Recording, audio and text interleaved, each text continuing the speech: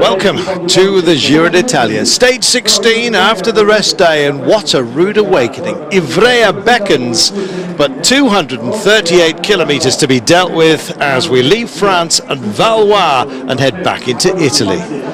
Goodness me, hold on to your hat, particularly at the end of today.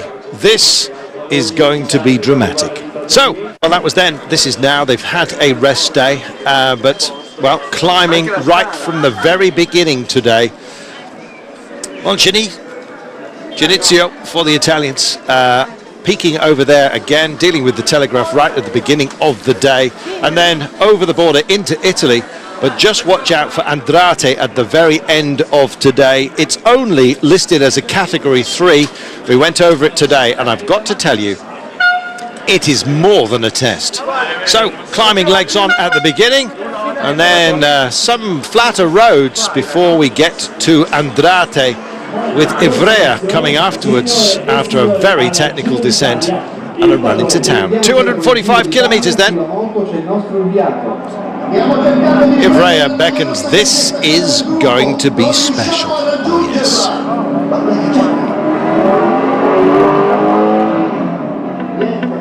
So farewell to Valois then. Destination Ivrea.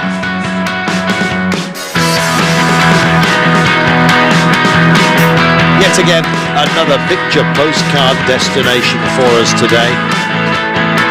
Back into the Piedmont for the third time this year.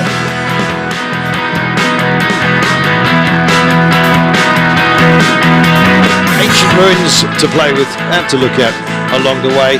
And the ruination today, I imagine, of many a challenge on this year's Giro d'Italia. It is a tough way to start the final week of racing on this year's great race.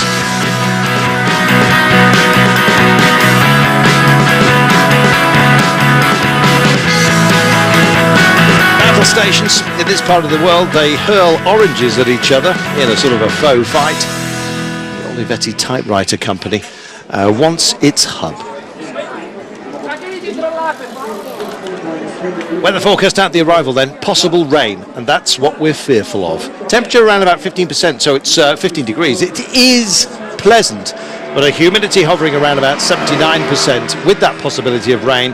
The cobbles and indeed the technical descent of our final climb could well prove to be not only dangerous, certainly dramatic, but have a huge impact. It's a big mountain biking country where we leave, saying farewell to Valois. They, of course, are hosts for the rest day.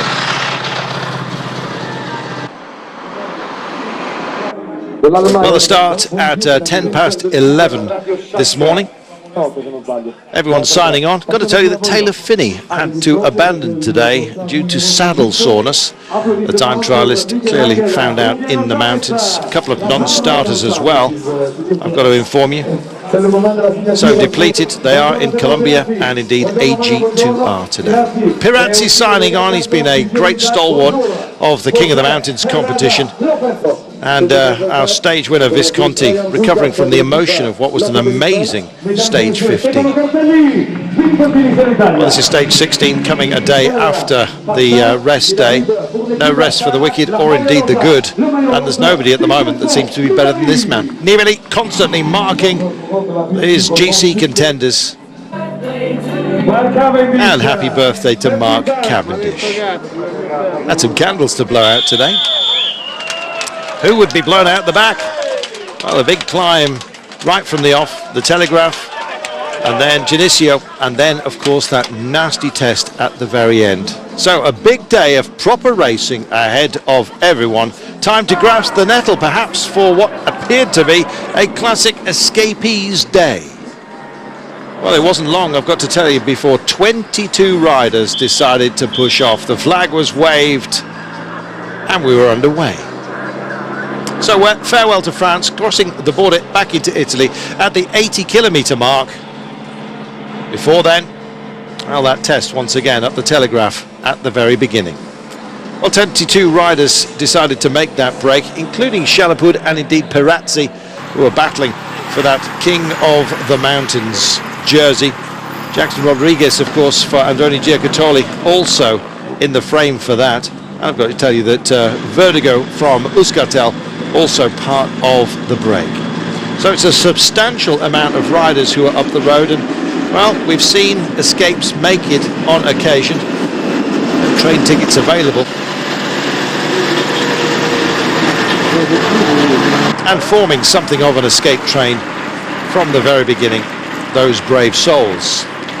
So, a long day of racing then, 238 kilometres in total, and will one of these guys do it? Well, we certainly think it's a possibility. Martin Vinance also deciding to call it a day, and indeed call it a tour.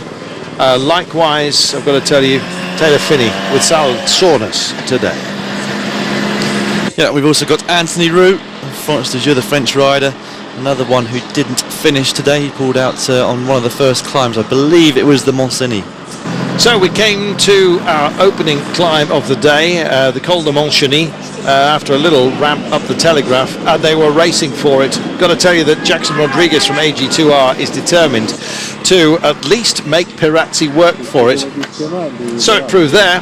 So Jackson Rodriguez, Pirazzi and Rodolfo Serpa Perez coming across the line for the first KOM. Well, the second KOM today comes very, very late. It's before we run into Ivrea. It comes at Andrate, and I've got to tell you, it is very nasty indeed. It's only categorised 3. We think it should be at least a 2, and in many races it would be a 1. That's how tough it is. The gap at the moment between these 22 riders, 4 minutes and 9 seconds. A little bit more than that now. And with just under 100 kilometres to go, they probably have a chance because they've got strength in numbers. Best placed of them, incidentally, is Damiano Caruso from Team Cannondale. These are the names spinning around on your screen right now. Navadauskas, who did such great things on stage 11 when he took it for Garmin, he's there. So is Rodriguez, as you've seen, who took the first KOM. Emanuele Sella, real good old breaker. He's up here again. Pirazzi, of course, who's battling for that blue jersey. Zardini is his teammate from Bardiani Valvoli. Kelderman is there from Blanco. Cannondale's Caruso, who we've mentioned. Atapuma and Chalapud, both from Colombia. Vertigo from Euskaltel. We have Serpa Perez from Lampre. De Greef from Lotto Belisol. Capecchi and Herrera, both from Movistar, so teammates they have.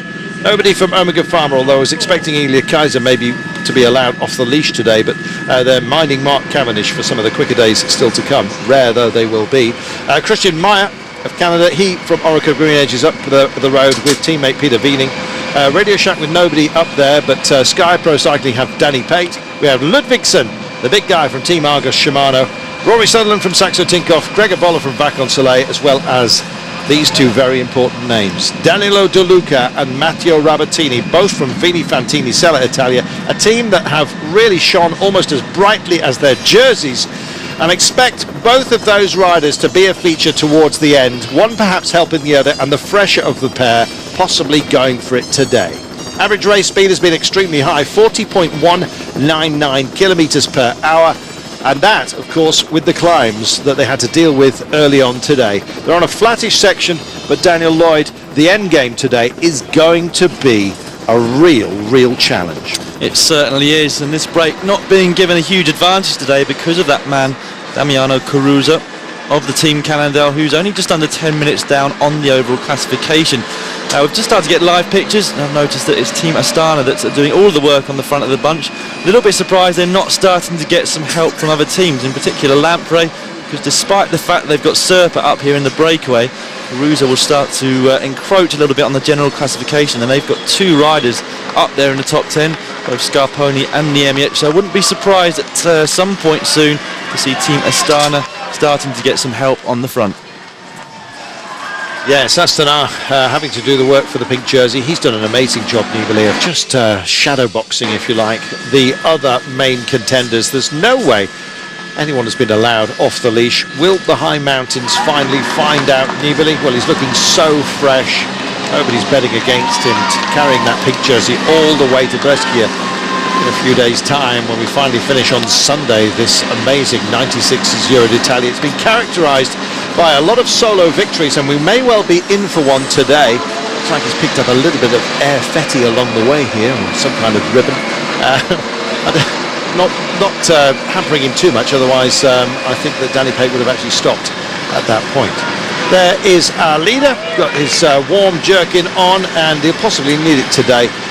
We may well have rain. If we do, for the final descent, and indeed the climb up, it's going to get very skittery indeed as they battle for positions. I imagine they'll be strung out by the time we get there, Dan, but let's just keep our fingers crossed for them, shall we?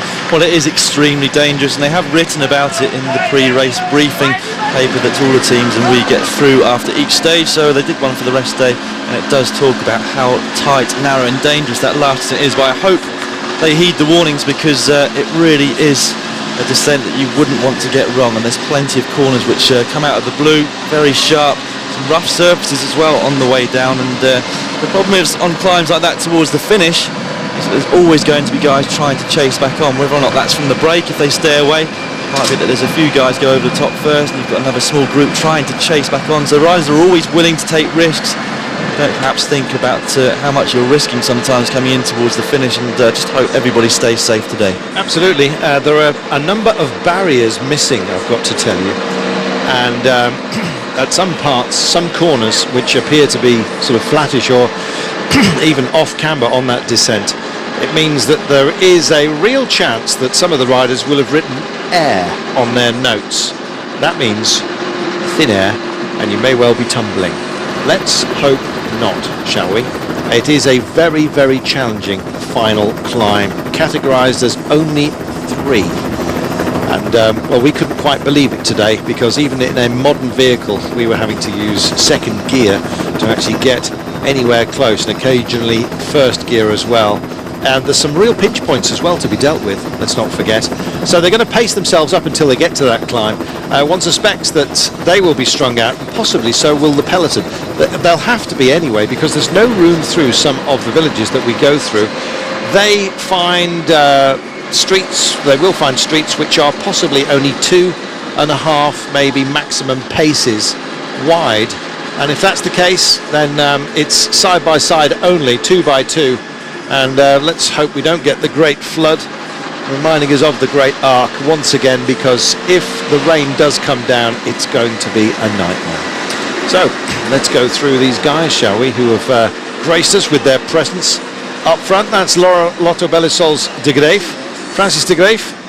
He attacked on the Telegraph a couple of days ago, so yes, and he's on the attack yet again today. We have got a stage winner amongst us, that's Navadauskas from Garmin. So pleased to have him along for the ride. Jackson Rodriguez it was that went off the front to take the opening King of the Mountains points today, so picked up quite a few from Pirazzi, who's also here incidentally. Emanuele Sella, great breaker, good old school escapee as well. He's up here for Androni Giocattoli along with Rodriguez, his teammate. Astana not represented because they're on protection duties, of course, for the pink jersey. There is Omega Pharma, Orica Green Edge, I beg your pardon, with Christian Meyer. Omega Pharma, of course, looking after Mark Cavendish today, so nobody in the break for them either. Peter Wiening, who has also been quite active in this Giro d'Italia, is also there for them. Blanco, we have Kelderman, who has been in attacking mode earlier on as well. So it's a real proper cross-section of talent that we've got up front, but I think the main names that we have to look out for down in this escape are both from Vini Fantini. Well, it's going to be an interesting finale if they do reach the foot of the last climb together. I think if they've got to over 3 minutes at that point, they've got a great chance of making it to the finish, just because of the strength in terms of climbers that are in that front group that are on your screens now. I was just looking through actually at the teams represented in this breakaway who haven't really got much out of the race so far. If we look at Garmin, they've had a stage win with the rider you just saw on your screens, Navadauskas. As you rightly said, on stage 11 he took a solo victory. Bardiani, well, they've had their stage win with Battaglin. Lotto Belisol, they took another solo win with Adam Hansen. Vinny Fantini, they've got their win. Team Argos Shimano had a win with Degenkolb. Sky with Uran. Those teams all represented in the break. So if you look at the others, especially Androni, they normally get a stage here at the Giro d'Italia. They're coming up short just a little bit at the moment. They've got 2 guys in the breakaway, Rodriguez and Sella. they'll be really looking to light things up coming into that climb towards the finish. Cannondale as well. Well, they have got Caruso in the top 20 on GC. They've had a couple of second places for Viviani as well on the sprint stages. But for an Italian team that's been around for so long, albeit registered in the US now that they've changed over from the Liquigas sponsor, I think they'll be really looking to get Damiano Caruso up there on the end of today's stage. Here's your overall standings coming into the restart for the final run to Brescia. Vincenzo Nibali leads Cadel Evans by a minute and 26. Uran is 2 minutes and 46 down, just 1 second ahead of Sant'Ambrogio, and that coveted podium place could be fought for day in, day out if there are any gaps. Scarponi led them all in, of course, a couple of days ago to the Pantani Memorial, the big names that is. It was a fantastic solo effort yet again for Visconti, biggest win of his career, but the big men are looking at each other. Happy birthday to Mark Cavendish. It's not going to be his kind of day. We suspected that if the category 3 at the end was not overly focused, he might just be tempted to drive over it, but it's too tough. Betancourt, Micah, Kelderman, that's the young riders classification, but this is about Micah and Betancourt, because at 8 minutes and 14, Kelderman looks a little bit too far back, and Betancourt looks like a shoo-in if Micah can't pick it back up. He did lead Betancourt by 7 seconds until that final stage before the rest day. They've swapped places after a supreme push by Carlos Betancourt. Yeah, that push awarding him second place for the third time in this year's Giro. Second place on the stage, and of course he picked up the 12 seconds bonus, which reversed the standings in that competition. Mark Cavendish leads the standings by points. This is the red jersey competition. Cadel Evans, well, he could pick up points in the mountains, which may well see it switch back, that jersey. Evans has said he's not interested in the red jersey, but is quite happy to be featured in its standings. Mark Cavendish is absolutely desperate to get hold of it. That is his target, so we'll see how he goes, but Sant'Ambrogio may well enter the fray for this. And the good thing for Cavendish today is that because we've got such a large group up the road, if they do stay away, there won't be any points left on offer for the remaining riders. However, I don't think we'd expect to see Evans up there at the finish. But, as you said, that third category climb, much harder than expected. So I was expecting, looking at the course this morning, a group of at least 50 or 60 from the bunch to come in. But it might be somewhat less than that, not only because of the climb, but because of the descent. The good, some of them very, very good indeed. We have, of course, lost Bradley Wiggins. We've lost Ryder Ejderdahl, the defending champion. And there'll be more big names to go along the way. It's about staying safe for the time being as far as the pink jersey is concerned, and Vincenzo Nibali is doing exactly that. He's turning on the taps whenever he needs to. He's neutralising the best efforts of those who are challenging him in the general classification again and again and again. To me, he looks like the champion, but this race does bite, and you never know. Well, that's the thing in bike racing, and especially in Grand Tours, that you never know what's going to happen, both in terms of bad fortune or even just in terms of cracking on one particular day. And we still have got some very hard stages to go. Today and tomorrow, reasonably similar in profile. We haven't got the early climb tomorrow, but we have got that kick again towards the end, which is probably going to foil the ideas of the sprinters. We've got that mountain time trial as well. That's going to be a big one. Looks like Nibali's pretty certain to win this race at the moment, but as I said, you just never know. One thing is for sure though, and that's that he hasn't shown any chinks in his armour over the first 2 weeks. So of course just 6 stages to go for him, only about 3 of them really important, so he's coming close now to taking his first ever victory in the Giro d'Italia. Some of these roads may look pretty similar. We've been zigzagging across Italy, of course, to drop into France. It's our third visit to the Piedmont, and yeah, some of the transfers have been rather enormous, haven't they? And that in itself is tiring. It certainly is. A lot of the teams yesterday staying in Valois, close to the finish at the Galibier for the rest day, but a number of teams also staying back in Bardonecchia, which was the foot of the final climb from stage 14 up the Jaffarel. And this morning on the communique I noticed that it was, well, the organiser said you had to get the buses up to the top of the Telegraph, which is where they started this morning, by 9 o'clock at the latest. So another early morning for the guys. They would have had to have left before 8 in the morning. Spent an early breakfast, and it's had a rude awakening really. 238 kilometres the day after a rest day, and not much time to get into it because it was a very fast start and a hard one as well. After the small descent, well, long descent should I say, from the Col du Telegraph, they immediately started climbing. Lots and lots of attacks before this group of 22 went up the road. In fact, there was only 16 to start with, but once the gradient started to get steeper, we had a group of 6 come across with De Luca in it. So initially Vinny Fantini only with Rabatini.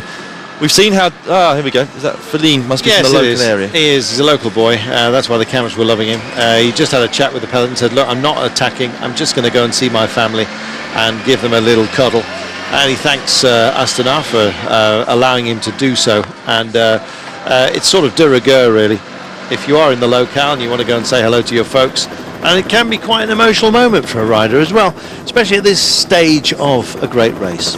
Yeah, everyone's starting to miss home, I think. And then great to see Rory Sutherland from Team Saxo Bank in the breakaway. I was catching up with him yesterday. They were staying in the same hotel, and he was fortunate to have enough to have his wife and 2 kids with him, one of whom is only about 10 weeks old. So I'm sure that would have done his motivation the world of good. Only 6 days now till the riders get to go back to their families, but he's obviously decided to make the most of it. Yeah, mighty impressive mobile kitchen Saxo Bank have got as well. Never seen such a tidy kitchen.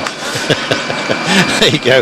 We were looking for sandwiches and indeed anything else that might be prepared beyond that amongst the team buses which surrounded our hotel, our own stopping spot for the rest day. And then yesterday afternoon we made our way to Ivrea, and we have been waiting at the finish line today, having had a trip out earlier on to just check on that final climb. Confirmation that Taylor Phinney has retired. Saddle soreness. You don't expect that of a pro, but it's easy to come, especially in damp conditions. Yeah, often you never know when it's going to creep up on you. And let's not forget Ivan Basso. He didn't even start the race. It was one of his big ambitions for the year, and he didn't even get to day 1 of this year's Giro d'Italia because of a really big saddle sore. It is something that riders often suffer from, because of the huge number of hours that they're in the saddle, but the wet conditions, as you said, certainly won't have helped at all. But I remember a story from Sean Kelly, was it in the 80s sometime during the Vuelta a España, to cut an area of his saddle out so that he could continue. Amazing. He's such a hard case, Sean Kelly. We do love him. Danilo De Luca, he's in the break. We mentioned the 2 Vini Fantini Sella Italia riders. He's also here with Rabatini, who knows a little thing or two about success at the Giro d'Italia as well. So watch that pairing today. They're in the break. De Luca is 14 minutes and 44 seconds down. I think he's capable of going for it. He will be refreshed. There's Pirazzi. Quick look sideways across there. They sort of eye each other up. Damiano Caruso, he's the biggest threat in this group at 9 minutes and 57. He might well be somebody they persuade to shell out. In other words, just drift off, but then attention will of course focus on Danilo De Luca, and I think the bunch will probably still be a little bit wary of him, especially as he is kind of back, if you like, from the Badlands and is going for it. So yes, we've seen again and again he's been up for it when it's come to stages. He's come very close, hasn't he, but just been denied, fading at the last. Yeah, he certainly put enough effort into the race so far, and I still wouldn't bet against him taking a stage victory. And I think today's great for him, that punchy climb towards the finish. Pretty good for him, and he's not a bad descender or sprinter from a small group either. So especially the fact that he's got this man Rabatini in the break as well to help him. He was my favourite before the stage started, and he remains my favourite looking at the composition of this break. 86.2 kilometres, 4 minutes and 2. After a rest day, riders who've shown their mettle early on, like, of course, De Luca into Serra San Bruno on stage 4, denied that day by Battaglin. Fellini and Visconti also ate up his places as his head dropped in the final kilometre. He knew he'd been beaten. In fact, I think it was the last 350 metres, to be honest. But today is, I think, possibly his last chance to bid for glory, and he's in a great position at the moment. That's the Miglia Rosa group, and as you can see, they're sort of strewn across the road. I think we're feeding at the moment. At least some have taken on some sustenance, with 4 minutes and 8 the gap up the road, and 85.6 kilometres is the remaining distance today. Let's talk about the terrain, Dan. We've had some punishing climbs, but they came early, and this is a sort of a chance for them to just find their strength once again in the drive for home at the end of today. Topography, it's not high mountains, but it's very, very testy, and it's a strange little part of the world, this. You get the flatlands, as you can see, and then surrounded by it is almost a curtain of mountains, and you can play with them as you will if you're designing a course. Yeah, incredible backdrop as we came into town here in Ivrea yesterday evening. I'm sure a lot of the riders would have been happy if we'd just finished in Ivrea, but in fact they come pretty much past the finish line here and do a final loop of 35 kilometres, which takes in this 6-kilometre climb, but rises a long way. 255 metres is the altitude here in Ivrea. They head up to 836 on what's a very narrow climb, very steep sections in there as well. And this morning it was raining at the top, and really hope for the riders again that it doesn't rain between now and the finish. I think the road should be fairly dry now, but with that very dangerous descent, well, it's going to be a lot safer if they've got some dry roads. Yeah, and possibly if they had some more powerful brakes as well. We'll see. They've got to be very, very careful, and the missing barriers are a worry, I've got to say. The road surface didn't look too bad. In fact, the cobbles coming into town, which will also be a bit of a feature. Earlier on today, the local municipality were out there testing for wobbly cobbles. I wonder whether that's where we get the expression collie wobbles. I'm not sure. That's an English expression meaning fear. Anyway, wobbly cobbles. They went and they were testing them, and they were putting quick drying cement on those cobbles which were a little bit unstable, because the last thing you need to do is hit one of those little pierres, or pierres as they call them in France. They're strange little things. They're about, 6 centimetres square, but they're an oblong, so they're actually much longer than you think, possibly about 150, 160 centimetres. So they can wobble, and if the back wheel just gets a chatter off one of those, or indeed the front wheel going around a corner, it could be just enough to destabilise you, and if it's wet, then they could go. So they've done a great job today. In fact, they were also standing on manhole covers, wobbling those, and they've been concreted in as well. We were just saying that the poor guy from the water board next week, after the race has been through, saying, who on earth cemented in my manhole covers? Yes, well, it was the Giro d'Italia. There is Mark Cavendish, looking twitchy as ever he always does. You can always tell him just from the head, to be honest. But yes, it's his birthday today. 28? Yep, 28. Feels like he's been around forever, doesn't it? Still in his late 20s. There we are. Well, the Giro, always remembering Walter Vaillant, and it was Pantani, of course, that was foremost in our thoughts the other day as well. We'll have to get riders just saluting signs such as that, some even crossing themselves, still very much part of our thoughts. So, pick-up time, not quite yet, and in fact chase down time, absolutely not. Just get there, I think, for the fast men. How many more opportunities have they got, Dan? I think only one, really, on the last day. Tomorrow, fairly interesting. You've got, well, as I said, it looks a very similar profile to today's, but without the climb at the start. It's got this little kink towards the end, which I think is just going to be a little bit too hard for the sprinters.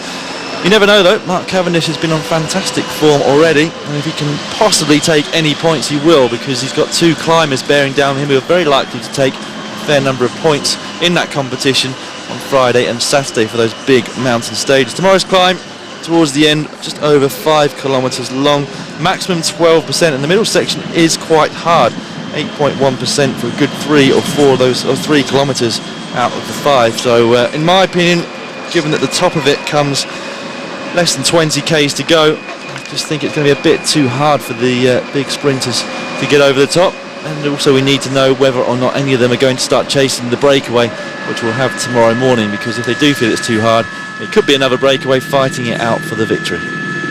Just saw Stefano Garzelli, did such great work in 2000 on this race. This is the Miglia Rosa group. I think we kind of suspect we may know the name of this year's winner. Nothing is decided though, and well, one of the elements of today is the element of water. And yes, it's been very much present throughout this Giro d'Italia. It's possibly, well, it certainly has played into the hands of some escapees, and indeed posed some big gaps as well. Even when we've had a sprint, we've had disaster striking.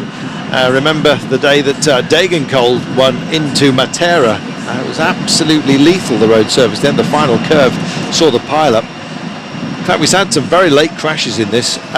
We've also had escapees strutting their stuff.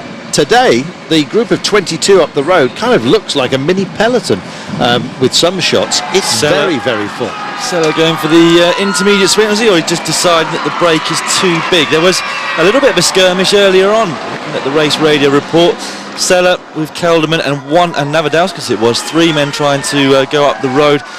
There will be a few. It was for the intermediate sprint. So not just an attack for getting into a breakaway, but there will come a point, I think, where they feel that this group of 22 is too big, and I think that could possibly come before they even reach that last climb. We saw it happen the other day when De Luca was also part of the breakaway of 20 riders. In the end, it was Patrick Gretsch who went on a descent, closely followed by Navadauskas, the eventual winner, who's also in the breakaway today, and Daniel Oss of the BMC team. And De Luca will be determined today not to let the same thing happen, because he missed out on a good chance of a stage win that day. This one probably suiting him even more. It's interesting, actually. Nobody likes passengers, and I've got to tell you, there are a couple of passengers in the escape group. Not back here, they're working nice and hard. In fact, Katusha, yet again, I wouldn't be surprised if Luca Paolini, if it does get close, has another go today. They seem to have a whole raft of aero helmets at their disposal, and Paolini wore that pink jersey with distinction. Let's not forget, for 4 days before Inzausti took it over. Navadauskas is in the escape. He was a winner, don't forget, into Vaillant. And so, yeah, never count anybody out here. He's won, he's actually done a stage, but part of a team time trial previously. But Navadauskas taking that stage 11 with great distinction. So will it be an escapee today? I understand that Sepa Perez has decided to get rid of his moustache after our ribbing. Yeah, I did hear such rumours on Twitter, yeah. catching too much snow it was up the Galibier. Yeah, in fact, if that holds sleet and then freezes up, he probably just snapped it off. Yeah, he probably did, cartoony fashion. We'll see. We'll ask him, shall we? And what happened to the moustache? Somebody didn't like it. Possibly us. So, Divesi, farewell, and I think they send up another message to the heavens for our voting. Well, they form these little picture groups with the school children who are kind of given leave to watch the race come by each year, and quite right too. If it's through your locale, it's a very special occasion. In fact, my wife being a school teacher as well, I saw the school teachers today trying to put up banners on outside the school, and they were really, really industrious. And yeah, all credit to them. Teachers looking after kids, you know, it's got to be the most important job on the planet, surely. Interestingly, Cannondale, one of only, is it 5 teams that are at full strength at the moment? In fact, 4. Yes, we have Movistar, it is 5, Lotto Belisol, Vacances Soleil, Radio Shack are just desperate to get something, frankly. So maybe it is just simply that. Maybe they're thinking, wind these guys in, and then we've got our battle plan for later on today. And Cannondale, everyone else is short-handed, and some teams have become extraordinarily so. Francis de Jure are 3 men down. Saxo Tinkoff are 3 men down. I thought we had a 4-man down team, to be honest. I'll double check my notes in a moment. But yes, de Jure, did you mention them? Yes, I did. They've got Roux. That's right. That's what's happened. Roux or Rao has gone. So they are left now with only 5 riders. My goodness. So there you go. That is short-handed and no help to anybody really. It would be unless you're extraordinarily lucky and they've got exactly the right skill set for these kind of mountains that we've got to deal with. Possibly worth talking about what we're facing over the next couple of days, Dan. Yeah, tomorrow predominantly flat stage, but this small kick coming up towards the finish, 5k climb, peaks at 17k's to go. Another one where the sprinters will be doing very, very well indeed to contest the sprint. Even if it does arrive in sprint, might well be another breakaway. Just to bring you up to date on who has pulled out from today's stage, everybody started, all 180 riders which we had left in the race 2 days ago, finishing on top of the Galibier. Anthony Roux of France de Jure we've just mentioned. We also had Vinance of the Blanco team who pulled out on the first climb of the day, and Taylor Finney who got a little bit further on but pulled out from the team BMC due to a saddle sore. So we lost 5 today, 2 DNSs and 3 pullouts with Vinance, Finney and Rao. Is that right? I'm not sure if anyone didn't. I think. Yeah, I got 2 listed at the beginning of today.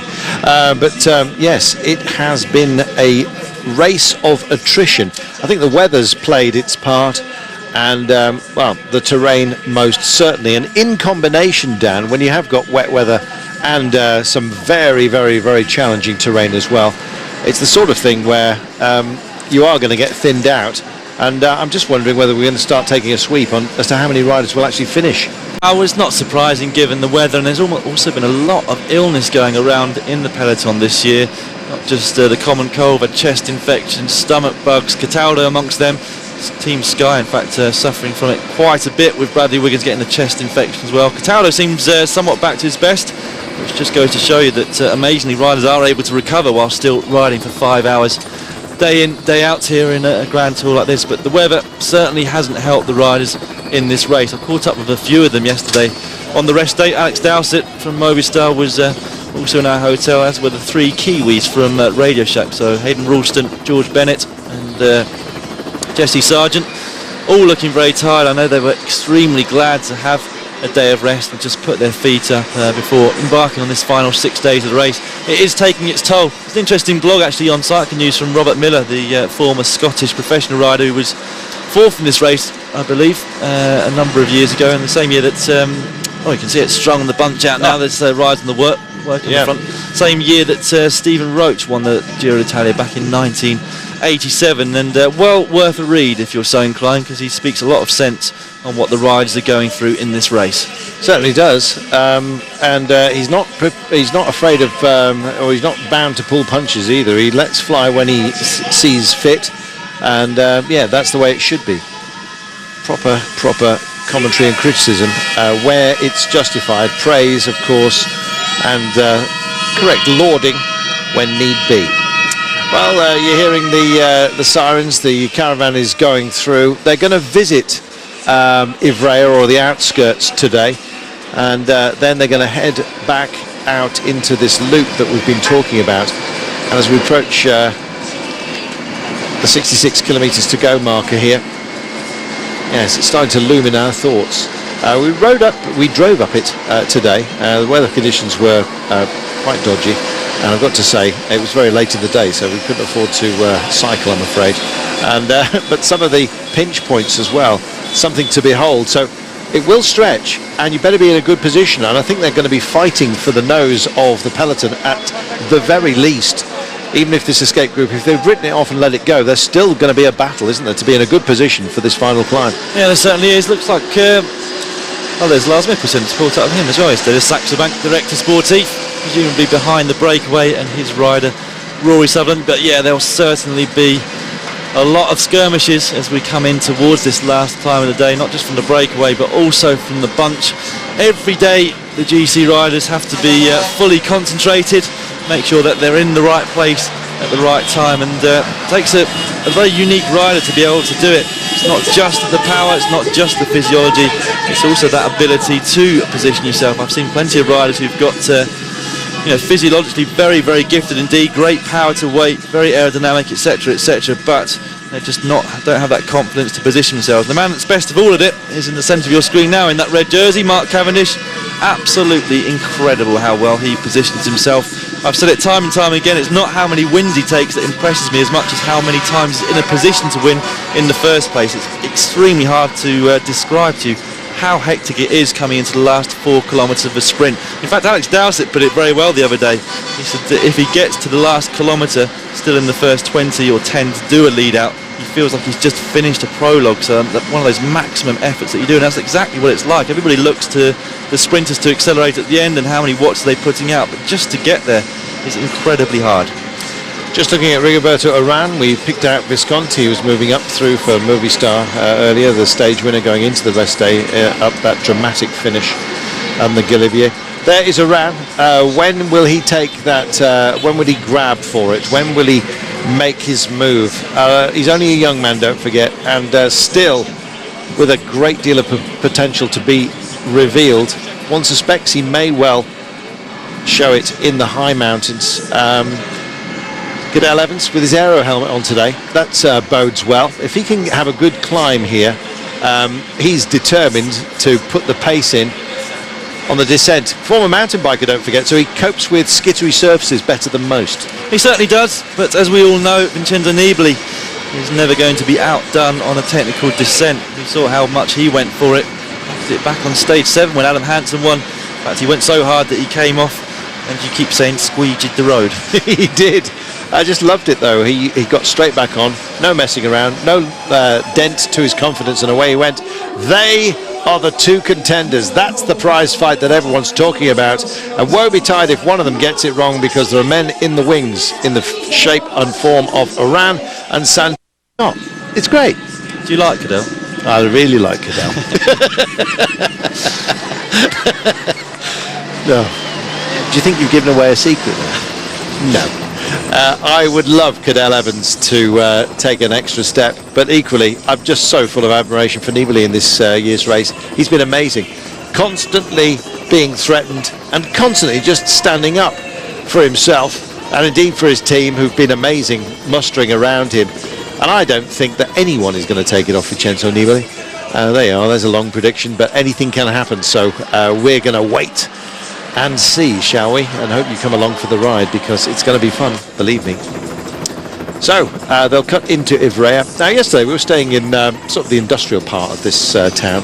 The Olivetti typewriter company were in these parts, and of course typewriters, well, they kind of got left behind, didn't they? In fact I think the last one was made not that long ago and shipped to India, if I'm not mistaken. But anyway, there you go. And yes, so those days have passed them by. They've tried to refine themselves and reform themselves, but I think the glory days industrial-wise have left Ivrea with a little bit of a deficit. Still a very lively place and a beautiful old part of town. We were in the industrial complex last night, but we had a lovely hotel, I must add. Very, very friendly people and lovely food too, so thank you. World champion 2009, Tour de France champion, of course, 2011, and General Good Egg. Well, they've turned the fields, ready for the growing season. Who out of the escapees today is going to flourish? That's what we want to know. We think it's going to be another turning back of the clock. We've done a bit of that this year, especially with Cadell Evans running as well as he is. But Daniel De Luca is in the escape, and nobody had better take him lightly. The peloton certainly aren't. They've cut the gap down. It was over 5 minutes. It's now 3 minutes 43. I don't think they want this to go all the way. No, they certainly don't. It's come down very, very quickly indeed since Radio Shack and Katusha decided to come to the front and press on, and they did it at the right time. Once they hit the last climb of the day, I don't think they're going to put too much time into the likes of De Luca, Kelderman and Caruso, the good climbers that we've got in the breakaway up towards the front, and well, could be on for a different scenario than we were expecting now. Maybe this bunch is going to come back together and we're going to see the GC favourites fighting for the victory again. I think Radio Shack are a bit fed up, and they're running out of options, and if they're not going to do it in the high mountains, then there are fewer and fewer days when they can have a go, and so they've decided, look, we're not going to let these 22 riders up the road play with it, we're going to join the fun as well, and so their drive has really started in earnest behind. It certainly has. It's going to be into the 2 minutes mark fairly shortly. 3 minutes and 9 now, but yes, and the more they look at each other and call for others to help out, Shellerprud, you know, he's I know that him and Pirazzi had their moment, but he doesn't take a massive turn on the front at moments such as this. He likes it when the ground tips up a bit, and likewise the rest of the escapees don't really want to have someone like him being a bit of a passenger, because they're doing the work on their behalf. Wide open roads mean that you've got you can go safely at speed, and that's what they're doing absolutely now. Lovely little castellated courtyard there, and a complete 60s monstrosity. I always think that architects should... Talking about yourself again. Oh, you're just too quick for me. Architects and town planners should have their name chiseled into the side of buildings, and then if they really are horrible, you've got something to complain to. There you go, it's just an idea for the future. 58.6 kilometres. Town planners now throwing stuff at the screen. And just over 3 minutes is the gap. Well, just sticking with the town planners, you work to the resources you're given at any one time, and you know, if you have to produce a high density building to a certain price, and it doesn't often get aesthetically pleasing. Well, we're talking about resources today as well amongst the teams, because there will be some depleted resources, believe me, even after the rest day, and some teams and some riders react better to a rest than others, don't they? Yeah, always a bit of an unknown, and because the Giro has been so hard, I can imagine there were a lot of riders who really didn't want to get on the bike at all yesterday, and if you do that, then you're really going into the unknown the next day. It's not long after you start resting that your body goes into complete repair mode, and then you can find yourself feeling kind of weak the following day. It's a strange feeling to try and describe if you're not used to cycling that many hours in the saddle. Your heart rate goes up very easily, your breathing rate goes up as well, and that's why normally riders do a lot of, or not a lot, but quite a bit of riding on the rest day, 2 hours, maybe with some intervals in there as well. Nothing too hard, but just to make sure the body doesn't go to sleep, for want of a better description. Wow, this speed has really gone up now. The wind coming just very slightly from the left, so you can see the front riders just sticking to the right to try and get shelter, and that's having a big effect on the riders towards the back here, who haven't got any shelter at all. The speed's up to around 55 k's an hour right now. So they're working extra hard at the back, much harder than those at the front, who seem to be setting the pace here, because they're rolling and taking respite out of the wind. If you're at the back of a long strand such as this, you're having to put in more wattage, and it takes a lot of effort to keep in touch and get back on. And you can find that a big bunch such as the peloton, in certain circumstances which involve wind like that, if it's a crosshead, then it can snap, and you find riders distanced, and even at their top power just can't get back on.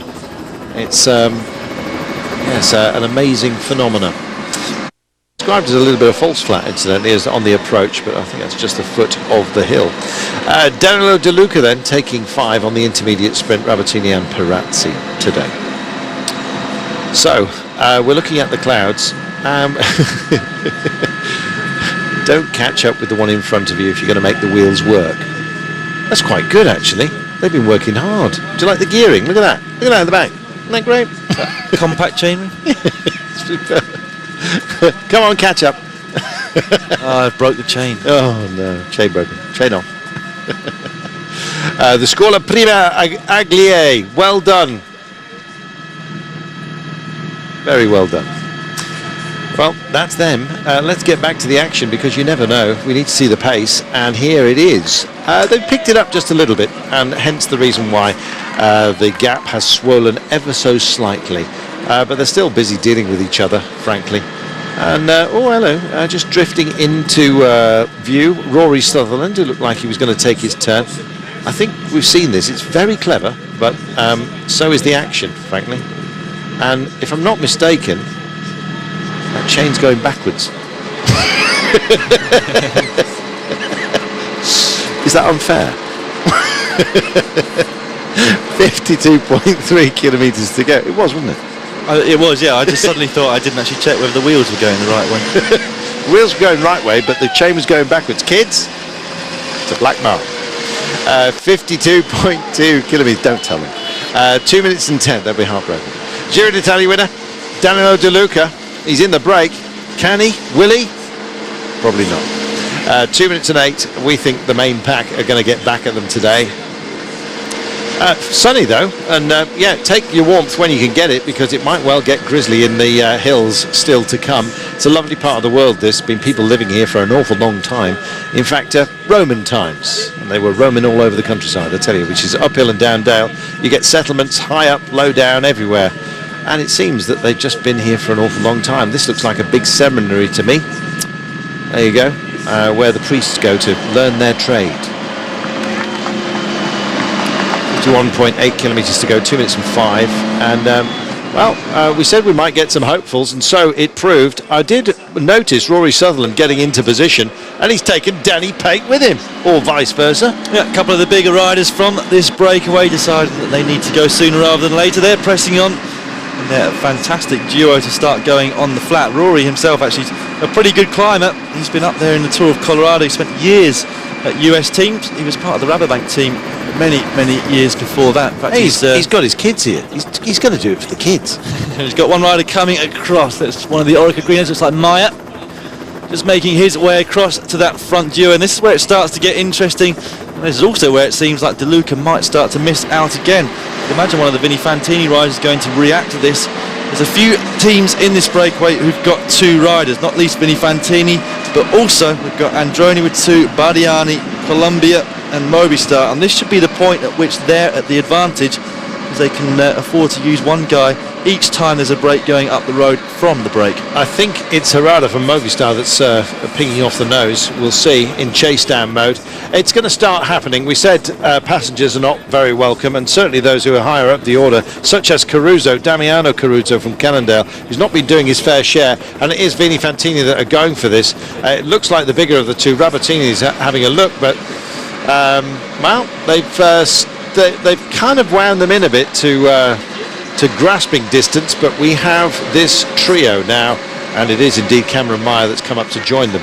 Well, if they work nicely together, they can stretch this a bit, but you can see the chasing pack are only 1 minute and 58 down, so they've refound those 12 seconds that they lost as they raced on for the intermediate sprint. And yeah, they're having to do some work here, and finally it's a wake-up call for these guys. Yeah, Navadauskas making his way across with Kelderman behind him. Serpent is the Lamprey rider. Swore, not just getting across, going straight past. He's going well, isn't he, Navadauskas? Oh, he's amazing. He's a lovely bloke as well. And look at the power he's carrying on board for such a young man. He's an unbelievable rider. He was a national champion a couple of years ago.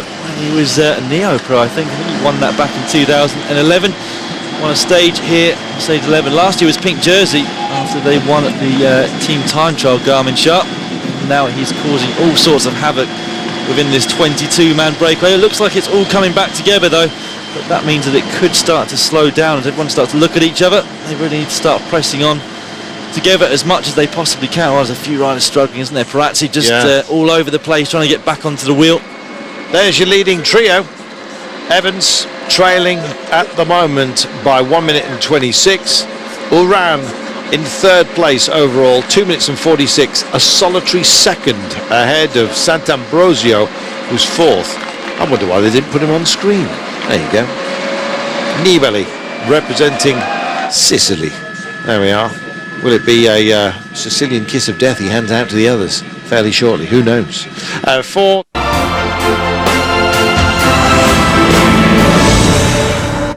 try and get somebody in the smaller split, which is going to happen any time now. It's only a matter of time before this group splits up once and for all. I think so. 45.4. When do we hit the foot of this climb, Dan? 24 to go, so they've got about around 21 k's before they make the turn into that last climb of the day. Well, at this pace they're going to be there fairly shortly, because they are rocking and rolling. They certainly are. I'd imagine that on these flat roads they're kind of hovering around about 50 k's an hour the entire time. Average speed after 4 hours was exactly 40 kilometers per hour, which is not a bad average speed given that they went up a 2,000 metre climb over the first 65 k's. Look at the pace. This is the Maglia Rosa group, the pink jersey group. Cadel Evans is within that, so is Sant'Ambrosio, and indeed so is Uran. Kelderman, it is to go on the attack, followed by Rodriguez. Is that? Looks like it just coming across. Nobody being allowed to go at the moment though. Kelderman, well, he attacked the other day, and he's going extremely well. He's got his legs at the moment, Kelderman. There he is. 8 pro victories. He's another young man that really can lay it down like an old pro, and he's doing a fantastic job right now. He has got company. Is it Rodriguez who's with him? I think so, not Sella. But there we are. 1 minute 46 now. Well, they're responding to the chasers, and although it is this 1-2 punching and easing that they're doing, the pace of the chasers is absolutely focused. They want these guys, and I think they're going to get them. 44 to go, 1 minute and 43. There is a possibility that there would be a subgroup that went off the nose and were not that much of a threat to the GC boys, but I think the way Katusha are working at the moment, and they're not overly working for Trofimov, I don't think. I think it's for another stage win for them. courtesy of the rest day, coming out nice and refreshed. Somehow some teams respond better to a rest day. We mentioned it earlier on. Katusha always come out absolutely blasting after a rest day, particularly the second one within the Tour. Well, they've had a fantastic Giro d'Italia, haven't they? I was quite worried about Katusha when they announced their lineup for this race. They didn't really look to have anybody who was capable of challenging even for a top 10 place, and they didn't have any sprinters even for the flatter stages, but they've come away already with 2 days in, or a few days in the pink jersey, courtesy of Luca Paolini, who also took the stage win, and also that amazing victory for Belkov. Oh, Navadauskas the latest to go. Now he's the one you've got to look out for in that break, because once he gets a 10-second gap, it's going to be very, very hard to bring him back. Well, he's a fabulous time trialist. He can climb as well, and it's exactly the skill set you need on a day like today, with a big punch at the end. Not a massive punch, you understand, but enough for him to get an advantage, and then he can just drive it on. I wonder if he'll be pleased with his latest ally. This is Verdugo, who's just come up alongside. Minute and 35. The gap's coming down and down and down, isn't it, from the Katusha-led, Radio Shack-led bunch. Modest amount of panic setting into these guys now, because they don't really know how they're going to sort this one out. Well, of course, they've been, they did a lot of work to get into the break in the first place. They've done a lot of work to get keep this break up the road with a reasonable gap, and the last thing they want now is to lose all chance of victory because they don't make it into the next split that's bound to happen. And even here it's stretching. Pirazzi's fighting to stay on.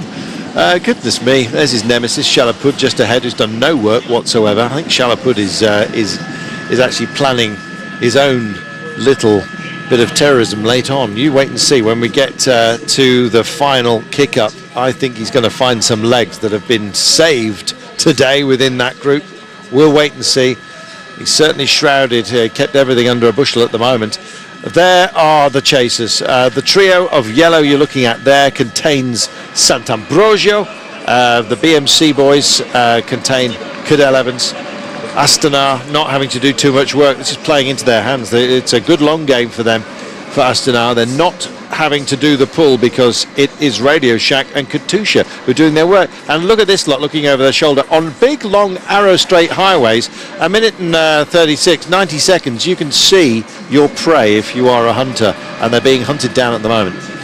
Certainly are. The bunch rolling very well behind, and that gap's going to come down even quicker if they start to attack like this, because although they're going fast on the attacks, when they get caught, everybody starts to look at each other. The speed comes right off again. Well, some of them took the very wrong way around that roundabout and have lost themselves about 40 or 50 metres. And that plays into the hands of those who are prepared to go for it, and indeed use the motorcycle. Why not, as a bit of a foil? And it looks like a bit of a sit-up going on further back here. Sella has gone off the front. He was followed by Kelderman of the Blanco team. It's Danny Pate that's kind of in the mid at the moment, and everybody behind look at each other for a few seconds.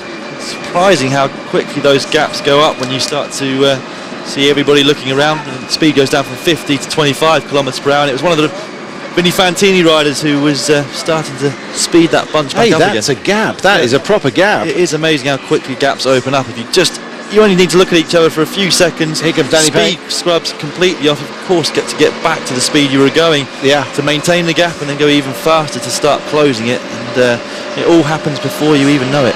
Well, Danny Pate struggling to get back on. I think Kelderman could do with Navadauskas up here as well. As Pate is a nice, powerful athlete. Here we go. We're just heading down the road. They need to get themselves formed into a proper trio or quartet. And I think 4 riders could do this today. Yeah, I'm not sure whether that's going to stop Radio Shack and Katusha chasing. I can't decide whether they're looking at the classification overall at the moment or if they're thinking more towards the stage win. But, well, Kelderman's only 14 minutes down overall. But that's not a worry anyway for the guys behind now, because the gap's down to a minute and 29 seconds. Kelderman with that intermediate sprint that we saw just a few moments ago. So all the sprints done with today. They have got this KOM. It's only category 3, but it's, as we said at the top of the show, it's a lot worse than that. Already out of the saddle, and these are just the provisional little ramps that they've got to deal with before they actually get to the climb proper.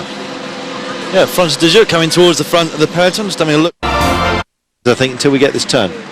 Yeah, I believe that there's not really a turn onto it, is there, from what I can remember? We kind of hit the 25k to go banner, and about a kilometre later it starts to ramp up. They go into that small town with the school and take a right turn there. It gets very, very narrow indeed. This is turning into yet another very hard day at this year's Giro d'Italia for everybody involved, not least the sprinters who had to haul themselves over that first category climb, the Mont Cenis, earlier on today. I can guarantee you there would have been a lot of chasing back on the descent of that, and it's been very hard coming into this final climb as well. And the GC riders are really going to have to be careful both up there and down the other side. And Vinny Fantini make another appearance at the front. They've mucked up slightly in missing this trio, and they had 2 riders in the breakaway. I wonder whether Gatto's feeling quite good today. It's going to become 8. There are 3 men up the road. There are 5 chasers here. They were all part of the original 22-man escape group. That's broken down because the peloton are chasing on, knowing that this final kick of the day is the business end. And here they come. Vini Fantini having regrouped with Danilo De Luca and Matteo Rabottini, who are in the original escape group. They're doing a lot of the pace work at the moment. They've got, of course, Sant'Ambrogio within their team, and they may well be called to work for him, I'm not sure. But the remnants of that escape find themselves now just cruising as part of the main pack, who are only 55 seconds adrift. And I think we can collectively say that we now have a new escape group of 8, having reformed just on the foothill of our last climb today up to the village of Andrate, and there are a lot of twists and turns to be made along the way. Now have 8. Frankly, I think they'll be pleased to have the manpower. Let's see how they go. So a solid 49 seconds back to the chasing peloton, which has absorbed all bar these 8 well, for the escape. I don't think they're going to be 8 for long. It does ramp up almost straight away. I wouldn't be surprised to see the better climbers and Pirazzi maybe There we are. just start to attack. Kelderman presumably will go and follow him. He's been climbing very well, the young rider from Team Blanco, but it's Pirazzi. Can't keep this man down, can you? I asked him in the interview the other day, are you ever going to relax at this Giro d'Italia? And he said no. It was a very short interview. There he is. He's sprung off the front, and in fact it is Kelderman that's on the chase right now. There he is, but also drawing out Vertigo from Uskadi. No response at the moment from Navadauskas. I think he's done a lot of work to get back on, and so it's a perfect time to make the counterpunch, and that's exactly what Pirazzi's done. How long has he got before he crests here, Dan? Well, they crest at around about 17.5 k's to go, so it's a 6.25 kilometre climb. They've gone through that sign saying Inizio Salita, which means start of climb, and so around about 6 k's before they reach the top. The peloton now on there too. You can see it's already strung out towards the back. Pink jersey, well, he's in about 30th position at the moment, but plenty of teammates around him to keep him safe. I'm quite interested to see how this plays out in the peloton behind. 34 seconds the gap. I don't think we're going to see those guys staying at the front very much longer. We're just going to have to wait and see who decides to attack from the peloton. 34 seconds is all they've got at the moment. Savigno saluting everybody. Look how narrow it is. Yes, and even narrower when you've got a big guy the size of him taking up rather a lot of room. I think that was the local tropical dancing troupe. Cheap tickets apparently. 34 seconds is the gap, and well, Pirazzi, he's injected a little bit of pace because he wants these points, and he may well get a little bit of help, because if these guys can go over the top, they've got a chance. They really have, because the descent is that technical. It certainly is. It's narrow, like you see, well, narrower than you see on your screens at the moment. In fact, the climb itself gets much narrower as well towards the top. They cross a reasonable sized main road, literally go straight across it, and from that point on it's a much smaller road, and it's also very steep at that point too. Look how narrow it is. It's probably about 8 feet wide, so 2 by 2. If you want to be in a safe place, you better be at the front. That's what Lampre were fighting for, and they're still fighting for it, actually, struggling just to mob the road, knowing that this pinch point is coming. It's good work, good work. Well, they've done very well, have Katusha and Radio Jacques. Not sure where the Katusha ride is, just about 10th back. I think that was Caruso there for the Russian team. But you can see the effect already that this climb's having on the bunch. Around about 40 riders bunched up towards the front, and Radio Shack keeping the pressure on. Gaps remaining fairly solid at the moment. See whether any other teams start to take it up as Harada goes off the front of the breakaway. There he goes, Harada doing it for Movistar. Well, they had a great result, didn't they, just coming into the rest day with Visconti. Yeah, fantastic race for the Spanish team. Visconti, triple national champion of Italy, never won a stage of the Giro, but added to their second stage win for Movistar after the surprise of Alex Dowsett in his first ever Grand Tour, taking the stage 8 individual time trial and asking who's going to attack first in the bunch. There's your answer, it's Team Colombia. Well, I was half expecting Chalaput to pick it up today, but he's tuckered himself out good and proper in the early escape and faded straight the way back through the main bunch and out the back. This is Emanuele Sella. It's also been quite animated today. It's finding them out, Dan. It's finding them out. Look at this. Oh, Harada's looking good. Navadauskas is on his way up as well. Got the Escatel rider Sella, just not on the climbing form this year that we've seen in the past under different circumstances, you might say. But, yeah, it's always strange at this point in the race to see perhaps riders that you would expect to be at the front struggling.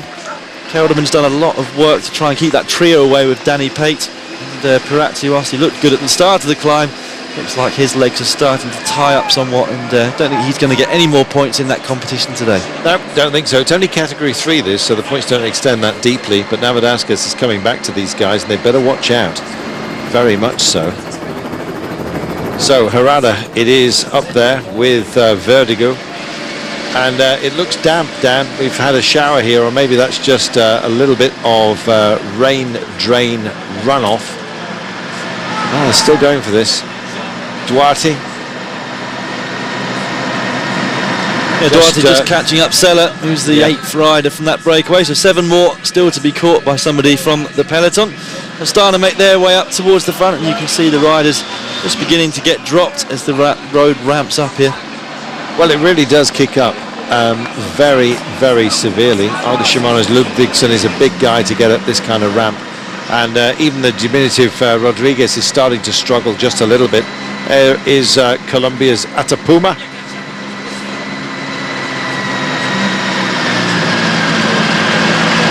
Beg your pardon, it's Duarte.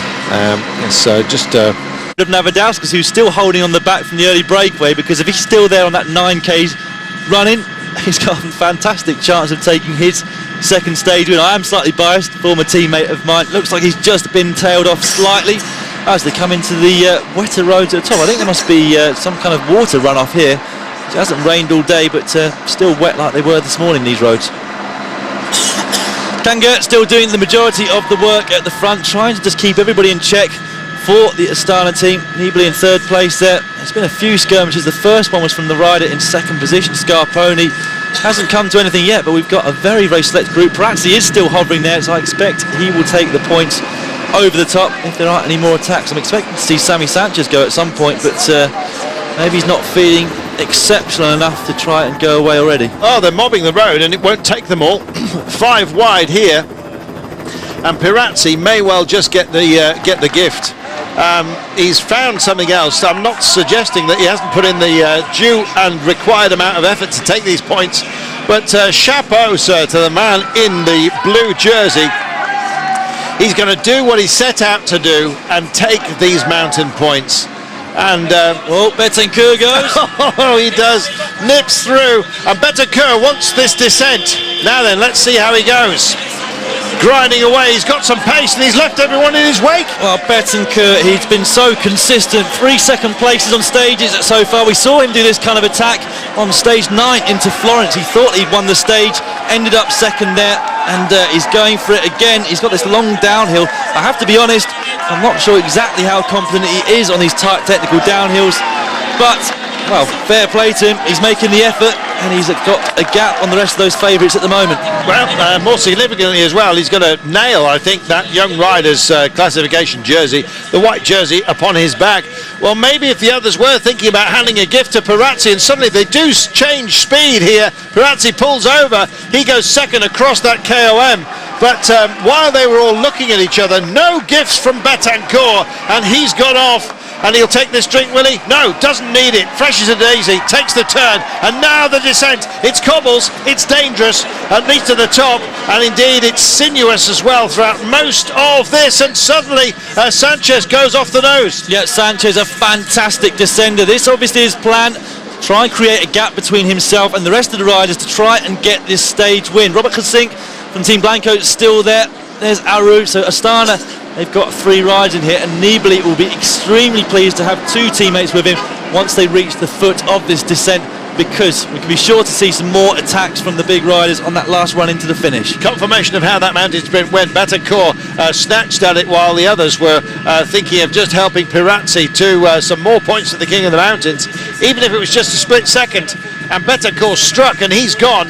Now it's all about the descent and who can stay on the coattails of the guys who are good at this sort of thing. Well, Nibali is on a fantastic descender himself. We've mentioned it numerous times, but I don't think he's going to want to leave his 2 teammates behind. He'll be quite happy to let these 2 go up the road. Might force a couple of the others onto the back foot, because Betancourt is over 5 minutes down in the overall classification, and Sanchez is even further down than that. He's in the classification 17th, 8 minutes and 36. So it's quite a good situation for Team Astana and Nibali.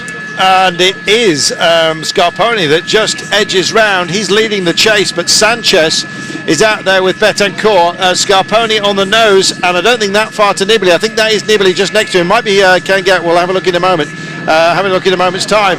But look at Sanchez go. He might be descending his way to victory today. Now, keep your fingers crossed for them, everybody. It's a rough road surface with some nightmarish turns, and this is going to be very fast. You're going to have a masterclass in descending right here. Yeah, you certainly are, Sammy. Oh, one of the Lamprey riders it is that's coming across. Oh, there's Sant'Ambrogio. That's a long way down. Must be at least a couple of minutes now since the riders went over the top of that climb. He's on his own as well, no help from any teammates to try and get back on. Big day of losses for the Vinny Fantini team, but here we are at the front. Sammy Sanchez pushing on. Betancourt struggling to keep up with the Spanish rider, former Olympic champion. Looks to be around about 10 seconds back to the rest of the group, led by the Lamprey rider. My goodness, look at how he's knocking off these corners. He gets so close to the edge to actually flatten it out. It's amazing. His judgment is supreme. Betancourt staying with him. There is Sant'Ambrogio, and the gap 2 minutes and 47, and that's the end of his podium aspirations, I think, for this year's Giro d'Italia. He may have another day, but I think his team tactics were shocking today. They thought about De Luca, they thought about Rabatini, and they forgot about their man in the GC. Meanwhile, Sanchez is driving home. They go under the 15-kilometre to go banner. He's got Betancourt with him, and this is where it counts today on this descent. Still another 6 kilometres of very treacherous and technical descent to come. They do eventually open out with about 12.5 k's to go onto a wider road. It's still twisty. That descent finishes with exactly 9 k's to go. Aru of Astana struggling to keep up with these guys down the descent. Everybody pushing on, being led by one of the riders from Team Lamprey. I think it's Scarponi. 14.4 to go, and still Sanchez with Betancourt out front. They've got a gap. Scarponi is going, so is Nibali here. Well, Nibali's got his teammate, but Scarponi there as well. This is going to be a fascinating ending. Scarponi taking that one a little bit wide for my money, perhaps a little bit too wide. Let's have a look. Ooh, hello. That was a bit of a moment that I think he's going to remember for some time. Kept it right. If you got it wrong, you'll be straight over the barriers, incidentally. So it's bravery to the fore, and Scarponi's doing a great job of winding these guys in. Yeah, well, there's a gap now. Scarponi is with Nibali. It's Kanget who's trying to get back on, as you can see, and then there's a gap to the rest of the riders. Probably looks like more of a gap than it actually is. Oh, that's one of those really tight turns. You can see the hay bales they put on the side there. Almost over the worst of this descent now, though. Thankfully, they've all got down safely so far. Well, this is going to be one heck of a run for home. There is Nibali, the pink leader's jersey, chasing to get back on. We dipped back to our leaders. He's distanced Scarponi here. I think Scarponi has taken a few left-handers too wide. On his own now. Yes, he is. He's left Scarponi. I think Scarponi just frightened himself on some of those turns. So here is Nibali charging down Sanchez. Is he going to go for the stage win that the press have been calling for? Well, it's a very strong performance. I'm just starting to wonder though if he's going to regret not being with his teammates when he comes towards the finish here. It's not a descent into the finish. We've still got 9Ks of flat roads, very wide main roads. And is he going to be able to contain all of the attacks? Luckily for him, he's only got to keep an eye really on Evans and now Uran as well. Sant'Ambrogio no longer in this group, as we saw a few moments ago. Bonus seconds up for grabs, don't forget. We'll remind you of those in just a few moments' time. 12.8 kilometres to go. We're looking at a trio. Scarpone's just off the bottom of your screen. He's not distanced that far, but scared himself on a couple of left-handers, which threw him over to the right-hand side of the road. Almost got very, very out of shape. And the chase is on for trying to retrieve some time out here. That's Oscar Gatto that's chasing on. I've got no idea whereabouts Gatto is on the road. I'd be very surprised if he's between the front group and the Sant'Ambrogio group. Surely if he was in front of them, he'd wait and help him to get back on. 4 quality riders up the road here. Sammy Sanchez is there. There also is the young riders classification leader, Betancourt, doing it for Colombia. We have Nibali, our overall leader, wearing the pink jersey, and just behind him in the more vivid pink and blue of Lampre is Scarpone. And here come the others trying to get back on. Is that Oran? I'm not sure that is Scarpone. We haven't been close enough in to get the number. They also had Niemiec up there as well. Oran is there, as you said. Can go. It's a 2 from Astana in the front group. Group of 6 forming. No Evans at the moment. Can't see exactly how far down. There he is. He's just getting back onto the coattails at the moment. So it's expanding to 7 riders at the front. Sanchez goes responds. Again. He goes again. So kicks off, heads for the wall, tries to get a bit of protection. We'll get confirmation on Scarpone for you in just a moment's time. Wow, it's that long streaking run in. They've done the danger moment right now. They've got cobbles to deal with, and it's going to get frantic, this. Well, I think there's going to be a slight lull when they reach the end of this and turn left. And there's also going to be similar situations we saw with the breakaway earlier. There's going to be a lot of attacks. There's going to come a moment when the groups start to look at each other, and a couple of people could go sailing up road. Who that's going to be, well, let's wait and find out. There's a few more guys as well coming back. I'm just trying to get a few. I'd imagine Injausti must be there. Evans is on the back of this group now, so he seems to be fairly safe. He's second place in the classification. Well, 10.6 to go. Evans and Nibali together here. 10.4, and the pace extremely high, as you can see. They're freewheeling their way in, saving something perhaps. And Betancourt also has another go here. This is great. This is fantastic. This is what it's all about. Now, can Nibali possibly? I don't think so in this company now. I think he would have had to have a bit more of a gap, but he'll surely get a stage win and give the Italian press what they want. 10 to go. Under they come at high pace off the descent. Still plenty more of it to go, but it's wider roads, and then they'll hit the cobbles and the run into Ivrea. They certainly will. Another 800 metres. They'll reach the foot of the descent, and not long after that they'll take that left-hand turn onto the last main road. Aru has managed to hold on. Great ride by the former wearer of the Young Riders jersey. Maker is still in this group, as is Betancourt. So we've got 3 very young riders doing a great ride on this stage. Well, we said it being a select escape group made for the escapees, but did not expect so many of the GC contenders to be in it. Right now they've distanced the group. It looks like 12 or 14 riders that have managed to extricate themselves from the peloton right now, and it includes Evans, it includes Nibali, it includes Scarpone, and Betancourt is wearing the Young Riders jersey. This is a fantastic quality escape that we're looking at right now. They're making the turn into town, but if it wasn't Scarpone on the nose, he's certainly here right now. Yeah, Niemiec and Scarpone are both here. They could really do with a stage win Lampre, but so could Androni. Pelizzotti, the Italian national champion, is also in this group of 14 at the front. It's anybody's stage from this group at the moment, but if they wait around too long, we might also see a few riders starting to make their way back on. Well, Niemiec comes through and starts to do some work. 8.5 to go. Italian champion as well in the frame today. Let's not forget, checks over his shoulder. I think it's going to be a bit too pacey for him at the end. You never know. Goodness me, what a grouping we've got right now. This is fantastic. Yeah, it certainly is. I still don't know why that was only a 3rd category climb. You can see by the size and the strength of this group, that was an extremely hard test.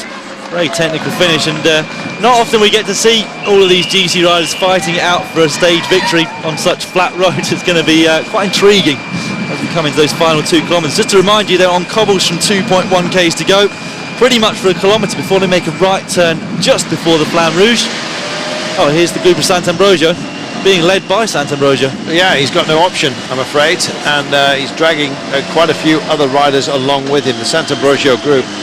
This is a terrible day for him, and I think some slapped heads at the dinner table, maybe noses into porridge, because believe me, Vini Fantini's dItalia have had a disastrous day tactics-wise. Oh, and here goes the kick-off, and maybe this is the moment. He's got his chance, and is he going to take it? The Estonian can get, tries to go off the nose, and he's already left him behind, has he? No! Oh, he's dragging talent with him. That's an interesting tactic. I wasn't expecting to see Nibali allow his teammates to start attacking for the stage victory.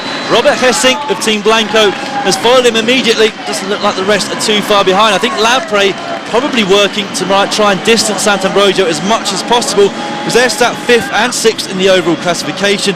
Will increase their chances of the final podium. It's Oran actually that's coming across. So, well, Lampre will be... Well, this is working absolutely against Sant'Ambrogio, because if Oran can give himself some seconds, only a second between Oran and Sant'Ambrogio at the beginning of the day, so a lot at stake for him as well. Don't quite understand the tactics of Astana. You saw Nibali there. He's the guy that's having to pull the group back up to the coattails of the Creo at the front, because of Oran being the... well, he's a threat to the overall classification, so I'm not entirely sure why he's allowed his teammates some freedom. Just try and make sure that you get the GC, Vincenzo. Well, he's thought better of it, and they're all back together right now. There's Rafa Majka, has a look. Majka doing such good work earlier on, don't forget as well. The young man thinking about the young riders jersey, and there's the Sant'Ambrogio group as well. 2 minutes and 1 disastro, as they say, with 6.3 to go. The pace that the main GC contenders are maintaining, he's never going to bridge that. It's about damage limitation for Sant'Ambrogio, and he's going to get no help from those guys who are having a free ride behind him. 6 to go. 6 to go. We're not going to find out until after the stage whether Sant'Ambrogio had problems other than physiological problems, but it's all about this front group now, and you can see everybody looking at each other. Nibali has the advantage of only really having to look. Oh, Oran's going to go again. Well, Scarponi's teammates up the road right now, and Oran is going to have another crack. And oh, Sanchez goes again, kicks off, and really he's got some proper pace now. Look at that, sails by, and is he going to be allowed to go? Well, I think he's bridging across to the group that went as he, or were they caught? Here we go, there's the response from Nibali, absolutely. There's Betancourt also trying to find a way. Oran looks over his shoulder, there's no place, nowhere to hide here. It's a wide open highway. Betancourt goes again. I can't decide exactly who's still up the road, because we saw... There we go, yeah. First rider is Harada, or is it Inchausti?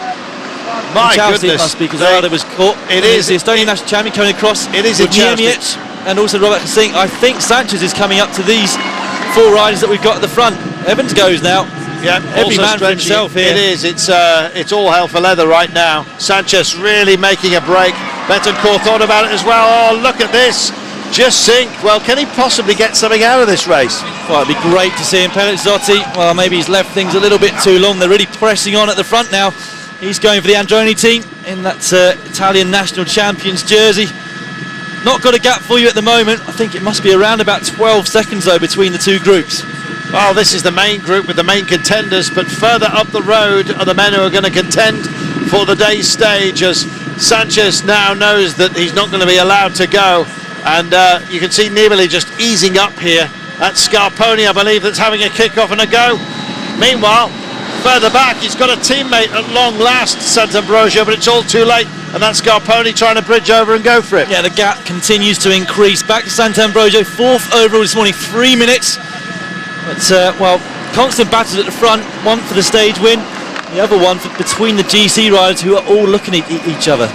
So Niemic it is, along with Jasink from Blanco, as you can see.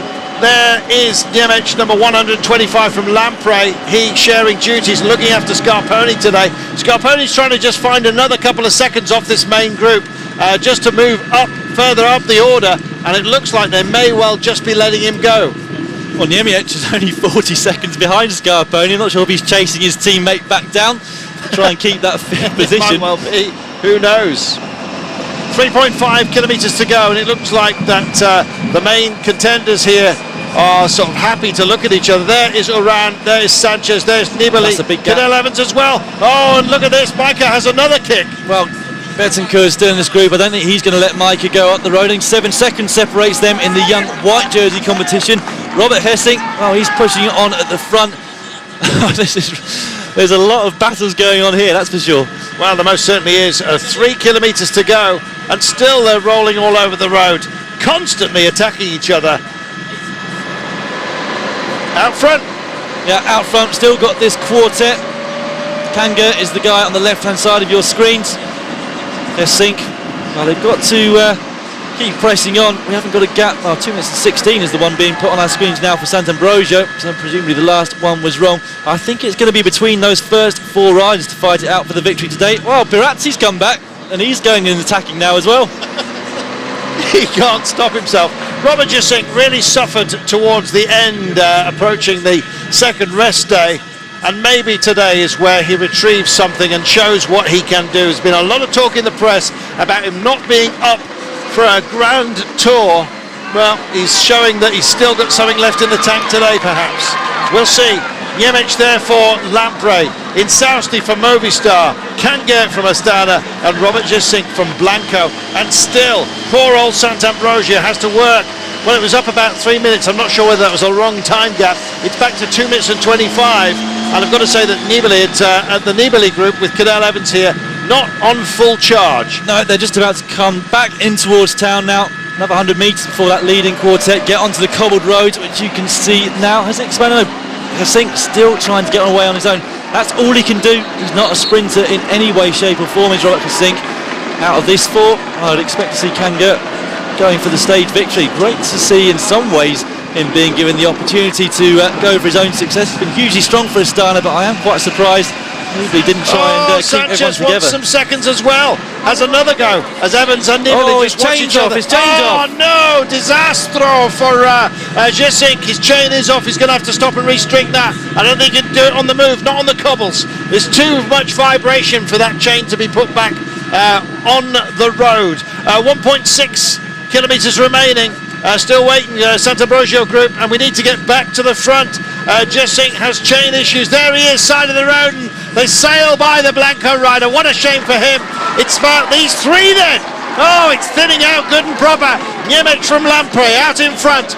Kanga from Astana being given the opportunity. Insausti, can he possibly just turn it on in the right moment? 1,300 metres to go. Yeah, 100 metres now until they take that last right-hand turn. That gap to the group behind is not that big at all. They're going to have to keep going if they want to fight it out for the victory between these 3. What a shame for Hessink though, losing his chain at that moment. No respite at all, no rest for the wicked, they say. Who's the baddest guy of them all? Well, we're going to see right now. Watch the road. Suddenly the main contenders are going to appear. There come the police bikes as these guys play cat and mouse. 900 metres. Insausti looks across at Němec in the pink. Insausti from Movistar on the nose. And Kanga, possibly the most lethal of them all. There he is. Estonian champion bedded within them from Astana. He's been given the right to fight by Nibali, who's amongst these guys. All looking at each other as the Italian champion goes for it as well. Pelazzotti tries to close a bit of a gap, or at least put something back, but it's about these guys up front. It's going to be too late, guys, if you don't light it up right now. Go, says the guy on the motorcycle, and all of a sudden it seems responding is Němec.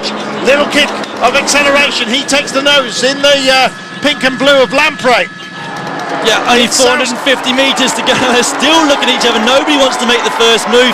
If you start leading out from here, all likely they're going to come round you. He's gone long. Now is he drafting for everybody else? Kanga just behind the Estonian for Astana.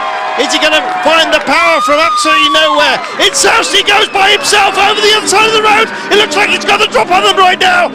Big response from Kanga. Kanga kicks on. It looks like Němec is lost, is he? Němec, oh, he's running out of batteries right now. And Insausti's going to come across the line. Oh, genius at work. Timed that run to perfection. Phenomenal result for the young man. And then we cast our minds and our eyes back and see who's coming in for the rest of these guys. It looks like Nevedauskas is going to make it 4th across the line. No space, I don't think, not more than a second between the main contenders here. What a race. We said it was set up for an escape. We had no idea where that escape would come from. And in the end, it was a trio of brave hearts that made it home. What a day. The Giro constantly does it for us, and stage 16 enthralling as ever into Ivrea. Well, Sant'Ambrogio, we're waiting for him right now, and this is a desperate clock for him. Watch it tick away. And believe me, Vini Fantini have got a lot of talking to do when they get home tonight, because Sant'Ambrogio, fourth in the general classification, is now on the tumble. There's our day's winner, Movistar, taking a third stage victory. Unbelievable. Insausti it is that nails this one. They just can't stop winning, it seems. Amazing. Meanwhile, the clock is ticking away on Sant'Ambrogio and indeed his challenge. They messed it up. They put two men in the break. They exhausted themselves, and when they came back, they had nothing to offer the man that mattered within their team. Goodness me, a lot of thinking to do amongst the team in the bright yellow and black. They look like wasps, but you know what? They have stung themselves today, big time. 500 metres still to go, and every single one of these seconds is hurting Sant'Ambrogio. He's going to tumble down the order. Oh dear. Well, a lot of other riders coming through right now, but we're still waiting for Sant'Ambrogio, and I feel for him. I feel for him. Every single pedal turn is hurting. That's 2 minutes gone that needn't have. What were they thinking? Well, we said at the top of the show, they suffered from tactics, poor tactics, and that's exactly what they have done today. They have delivered blows to themselves, and I'm afraid the man who has suffered above all is Sant'Ambrogio. 2 minutes 24 seconds he drops today. Meanwhile, at Camp Movistar, that's how you do it.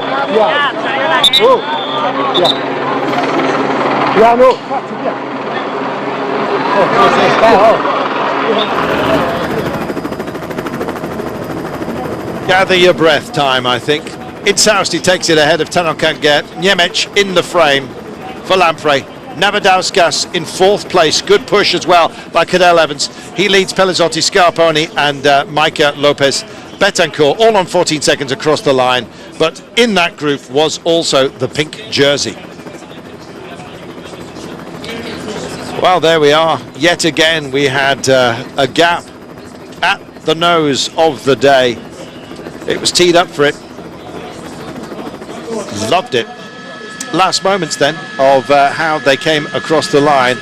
Watch Insausti of Movistar. He is the coolest of them all. He's had a big check over his shoulder to see how close the peloton are. And then he just lets Kanget onto the wheel of Němec and bides his time. Even at this late stage, had the belief in his own legs. And they drifted over to that side of the road. Suddenly he went left. Well, they thought they'd done that little push, and they had. And in the end, there was probably 5 bike lengths between our day's winner and his nearest rival. Possibly unkind. There we are. Insausti takes it. About a bike and a half between himself and Kanget. Němec in third place.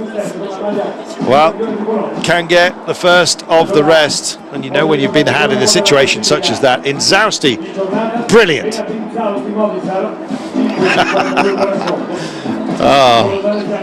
Roars himself home. And why not? That was a much bigger day than many people thought it was going to be. And here is Betancourt. Carlos, we saw you attack at the top of the climb. Was that for the stage win, or are you looking to gain back time? No, ho fatto questo attacco perché well, I had my chance. That's what the attack was about. And you never know how it's going to open up on a descent such as that. And of course I'm thinking about the classification for the young riders jersey, so I wanted to make sure that I was in a decent position off that climb. And so in the final, it was there were others who were stronger than me to the end, but I'm still pleased by the way this has gone. Yeah, at the arrival, got what he needed. Here is the blue jersey. It's on the shoulders of another familiar name, Stefano Pirazzi. And the way he retrieves himself from, well, challenging circumstances on these climbs, day in, day out, is a picture.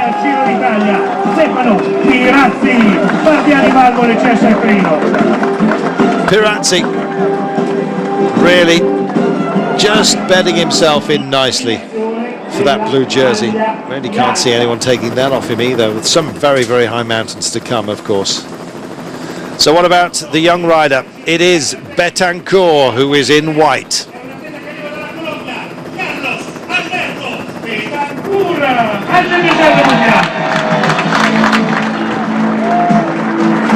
Terrific push by him today. Carlos Alberto Betancourt viene premiato da Virginia Tiradoschi, direttore cultura e sport. Looks slightly dazed. But that white jersey is by rights at the moment.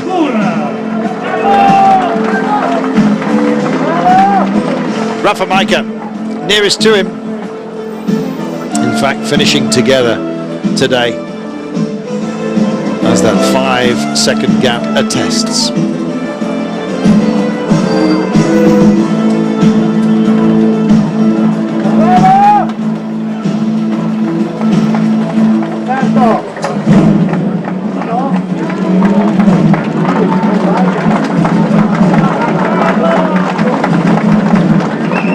Well, the ladies had to bob down there, didn't I?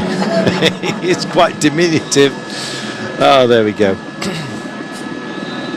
Well, Mark Cavendish is at hand, and he still leads the points classification.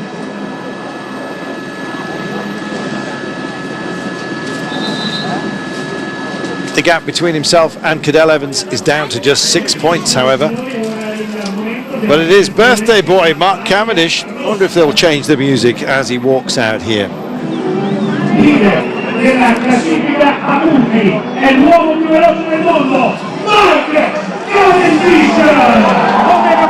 Happy birthday, Mark Cavendish. We've bought you a jumper. It's red.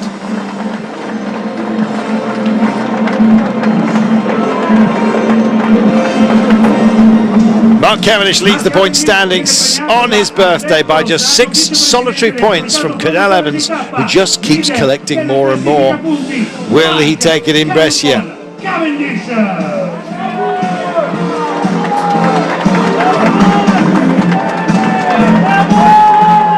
Ha vestito la maglia rossa, tanti auguri di buon compleanno, happy birthday Mark Cavendish. And Stevie Wonder, or a Stevie Wonder sound-alike, singing out. Happy birthday indeed, Mark Cavendish, and I think he may well spare us a few words. He's with Daniel Lloyd, I believe. Here he is. Yep, happy birthday, Mark. What better way to spend it than 239 kilometres in the mountains? Tell me about it. I think I heard that the most thing today. Everyone like happy birthday, like, you know, in a sarcastic manner, but it's all right. I actually felt quite good today, so it wasn't too bad, you know. I was going to ask you actually, because you were shattered after your 4th stage victory a few days ago, but sounds like you've recovered, does it? Yeah, I think so. Yeah, I had a rest day yesterday. I did absolutely nothing. Peter and Delilah were over, so I just spent it with my girls, you know. And the aim to get to Brescia now, presumably? Yeah, normally. I felt good today. If I don't overdo, I should be okay to get there, I think, you know. It'll be difficult. You know, we see even the guys who are normally my rivals couldn't believe with the commissaires today, you know. Last climb they stayed behind me, let the cars through make a barrage, and the guys in front of me get on the cars, you know. So they always, even the guys who are usually my rivals are like, I can't believe it. It's just, you know, that's a bit frustrating. It's like they want me to go home. It's like they want me to fail, you know. It's a bit frustrating when you're an official, you know, but I guess that's the price of winning, isn't it? So. Thanks, Mark. Enjoy your cake this evening.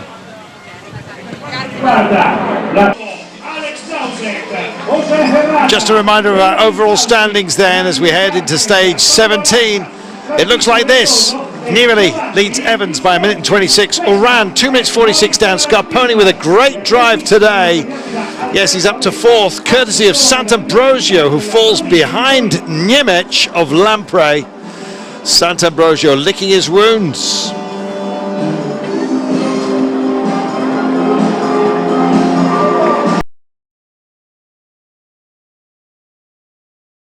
Stage 18 of this year's Giro d'Italia. Mori to Pulsa, and the small matter of 20.6 kilometres to be dealt with today. It is the individual time trial, second one of this Giro d'Italia, 4 riders going on their own against the clock. The race of truth then. So, on part of the new tarmac, thankfully, it is reasonably dry, and the speed's not high enough for it to make an issue. The fact that we've got dousing of rain late on. I've heard reports on Twitter that it was a minute's difference between Nibali and Evans in favour of Nibali, and that seems to confirm it. 1 minute and 23 seconds already. Nibali has taken out of Cadel Evans. Oh well, we said there may be some changes in the top 4, and we're witnessing it right now. Goodness gracious. Well, we'll see what happens in the last climb. There's the man on the bubble at the moment. He's in the hot seat. Sammy Sanchez. Can he take to get today? Well, the weather's working for him, but Scarponi is working wonders, and Nibali is working miracles. This is a phenomenal run. We said he might go for it today. He certainly is. Well, there's been pressure on him from the Italian journalists to try and win a stage in this race en route to potentially winning the race overall. Could it be today? I don't know whether it's Evans on a bad day or Nibali is absolutely flying. It's been almost 3 minutes now since Uran came through that time check, and I've got no sign of Evans on any of my screens at the moment, so it seems like both of those guys on an off day, and a combination of that and Nibali being on a good day. Well, there you are. Cadel Evans coming through the split. Oh no, Cadel, what's gone on? He comes through the split, and it's a minute he's giving away to Scarponi. And this is what you're witnessing right here is the end game, I think, the end of his challenge for the Giro d'Italia for Cadel Evans. We've got the high mountains to come, albeit with the possibility of it being amended. And I think he's just going to have to scratch a line through this day for Cadel, I'm afraid. It's not happening for him. He's not in a happy place. He looks good on the bike, but the clock tells everything. Yeah, it certainly does, and that would not have been what he or Team BMC were hoping for. I thought this was a good stage for Cadel Evans, good time trialist, seemed to be back to his best form, but, well, he'll be thoroughly disappointed with that, 27th place, 28th. Well, let's just see what he can retrieve in the second part of this course, but right now, Scarponi and this man, Nibali, are looking amazing. Yeah, well, there was a minute, Evans was 1 minute behind the best time, so if our graphic of 1 minute and 23 seconds to Nibali is correct, Nibali's going to set the fastest time through that intermediate check, the only person still to come through. This is Robert Jasink. He's struggled just a little bit, long of limb, racing for the line right now, but yet again this is going to be more time he gives away because the form that Nibali is showing at the moment, that gap is going to increase, and it's going to increase on everybody by the looks of things. Michele Scarponi might well be thinking of it being an Italian 1-2 at the top. He's just eating up the road here. This is master class really in guts and verve apart from anything else. Well, Nibali wanted a stage win, and he's taken 32 seconds more than half a minute. Phenomenal. Well, they're just readjusting it now. We've got it. And there's the pace he's maintaining late on here. Well, it's horrible conditions for the late runners, but it hasn't stopped some pretty amazing times. If Scarponi beat Samu Sanchez, it was in completely different conditions. I think it's probably, what, 30 seconds because of the weather? Something in that order? Yeah, 7 seconds the gap between Scarponi and Sanchez at the first intermediate time check. There's going to be some way, I think, outside of time, and some of it can be put down to the weather, I think. And those corners, as you said, looked quite greasy. We really did have to be careful on a few of them. Not a huge difference. I think perhaps Sanchez did slightly better in the second part of the race in terms of power anyway. It's a bit of a disappointment for Scarponi that he's lost that amount of time. Well, no stage win for Scarponi, but to be honest, the way Vincenzo Nibali's going at the moment, despite the conditions, it looks like he wouldn't have won it anyway. Scarponi in horrible weather that's come late on in this event. Third, well, he should do that. Yeah. Digs deep, cars are gone, and the last 100 metres is his. So he holds that was on. a comeback, wasn't it? It Wow. was. It was. As I was saying, he really monstered the final part of the course here. 5th quickest. There you go. Only 28 seconds down. And bear in mind that Oran was slower than Scarponi by around about 50 seconds. 48 seconds, I think it was. And that was a good piece of retrieval. Yeah, amazing. That must be one of the quickest time splits. We'll be able to tell you tomorrow when we get those time splits, but I reckon it must have been one of the quickest second halves of the race of anyone so far. Don't think Evans is going to manage the same thing, because Nibali is within sight of him. So this is a cruel sport, we know that. 2 minutes and 26. They may well come home pretty much together, you know. Yeah, very much looks that way, doesn't it? We're going to know in a couple of minutes' time, but what a day for Vincenzo Nibali. Wow, Vincenzo Nibali and Cadel Evans. They have been the leading lights of this Giro d'Italia. Not a pleasant sight for anybody. And still, the clock rolls on. He has the last 80 metres or so, but Nibali is looking like he's going to take an amazing stage win here. Free rein on the road. 1 minute and 38 down for Cadel Evans on Sanchez. And free rein, it seems, giving himself a free hand to take a famous victory here. Vincenzo Nibali with the final 100 metres. He's going to take a stage win. He's going to silence the Italian press. He's going to be our leader, and I'll be bound he's going to be our winner. Nibali, unbelievable. That is an amazing margin. 58 seconds quicker than anyone, in far worse conditions than anyone else has had to deal with. Nibali time, and does it in some amazing style. Sharp look at the gaps. Vincenzo Nibali leads Cadel Evans by over 4 minutes. 4 minutes and 2 to be precise. Oran 4 minutes and 12 after a spectacular final half here, where he retrieved a lot of time. Scarponi stays in 4th place, 5 minutes and 14 down, but it's going to be a real battle, you know, for runners-up spot and podium places. Niemiec cementing his position. Rafa Majka, incidentally, is into the white jersey. Mark Cavendish holds on to red, and Pirazzi stays in the King of the Mountains, of course, today.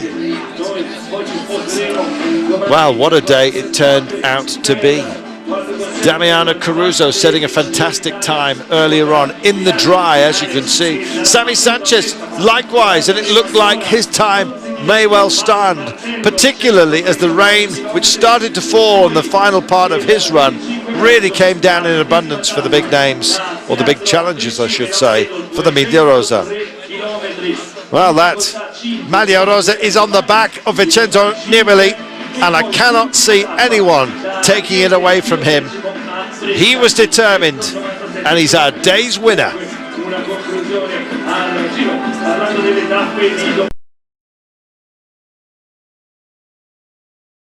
Welcome to a very snowy finish line here on the Giro d'Italia. Stage 20 already underway. Trecime di Lavaredo is waiting for us. 211 kilometers to be contended.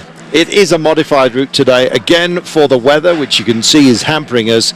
It does not deny us, however, the final climb of the day, even if we've lost a couple of mountains along the way. So, how do we get to this point?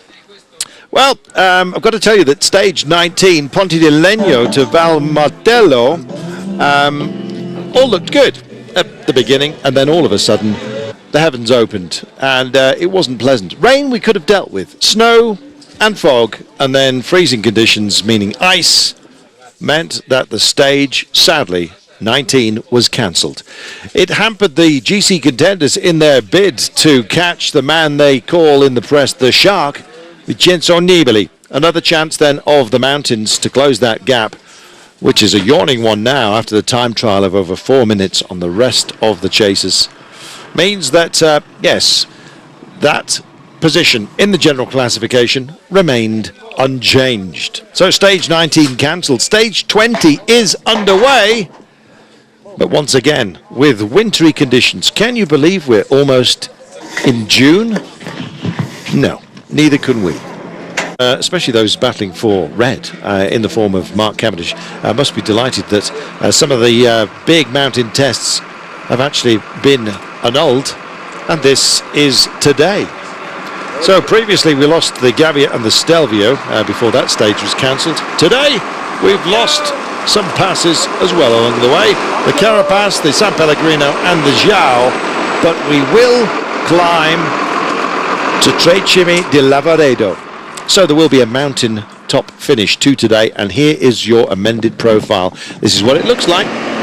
211 kilometres in total, and it does get nasty towards the end, albeit slightly neutered from what this race had promised us. Well, you can't. This is a proper winter's day on the cusp of the summer months. Well, earlier on today, in occasional dappled sunshine, time for everyone to sign on at Cilandro, or Chalanders, if you happen to be local and slightly Dutch. The start at 11:30 a.m. and I think the riders just pleased to be running once again. That's what they're all battling for. Not on that, you understand. L'ultimo classificato perché ricopre un significato particolare per la loro. Well, the guys on the what do you call a tricycle. Only knows what 4 is, but anyway, there you go. Occhio alla maglia azzurra, il miglior scalatore di questo giro, Stefano Pirati. Lord ever helpful. Mark Cavendish today must be absolutely delighted, because it looks like that red jersey belongs to him. He's got to get up today to Tre Cime di Lavaredo, and then of course run into Brescia. Cadel Evans, well, his chance of taking the pink jersey probably at an end, but he's got a real battle on his hands for the runners-up spot today. The battle still well and truly alive in the fight for white, let's not forget, though, with Micah and Betancourt. But yeah, they're thinking about podium positions. One man seems supreme, particularly after that amazing time trial that left a deficit of 58 seconds to the nearest man to him. Quite remarkable. Non-starters today, Rob Jessink, who has climbed off the bike after his honest endeavour, and Danilo De Luca, who's climbed off his bike after some very dishonest endeavour, and I'm sure we'll have a word about that later on. So rolling out today, and high speed it was right at the very beginning. Time at last, I think, if you are going to be part of an escape and do it for the sponsors, to do it today. All right, we've still got to run to Brescia and the grand finale to come, but well, 4 hopefuls decided that today was their day. When it finally settled down, Ermetti of Androni Giocattoli was there. Lotto Belisol represented by Adam Hansen, winner of stage 7, let's not forget. Pavel Brut, who is a real stager himself, let's not dismiss. And Radio Shack Leopards, Popovic finally making it stick. There is a shadow, however, as you can see these guys pedalling away at the moment. They're in the sunshine. They are revealing a shadow. Unfortunately for us, the shadow that's been cast upon the race is that of Danilo De Luca, who is out. He's been tested positive, and he's a very silly boy. Yeah, an out of competition test. Not long after he signed his new deal with Vinny Fantini, I think it was April the 26th. So for those of you just getting into cycling, the drug testers can arrive unannounced at any time that they want. You have to give a 1-hour slot every single day of the year where you're going to be in a certain place. They don't have to come within that slot, but that's the only time of each day that you have to be in that certain place. But they might be able to come to your house or wherever you've given your address in the evening, and if you're there, then you're forced to give a drug sample, a urine sample or a blood sample, whatever they might want. If you're not there, then it's not a strike. You only get a strike if you're not in the right place at the right time that you said.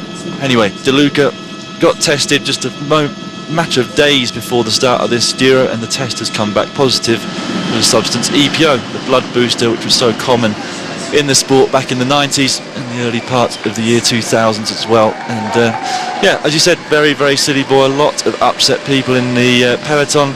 Seems like they never get their credibility back, and I think it's going to be a long time until they will, and I know it's frustrating for them. I said a lot of times over the winter, if there was any way that a rider could prove 100% that he's clean, I think almost everybody in the peloton at this point would do it, whatever it took, just to say, look, I'm doing this clean.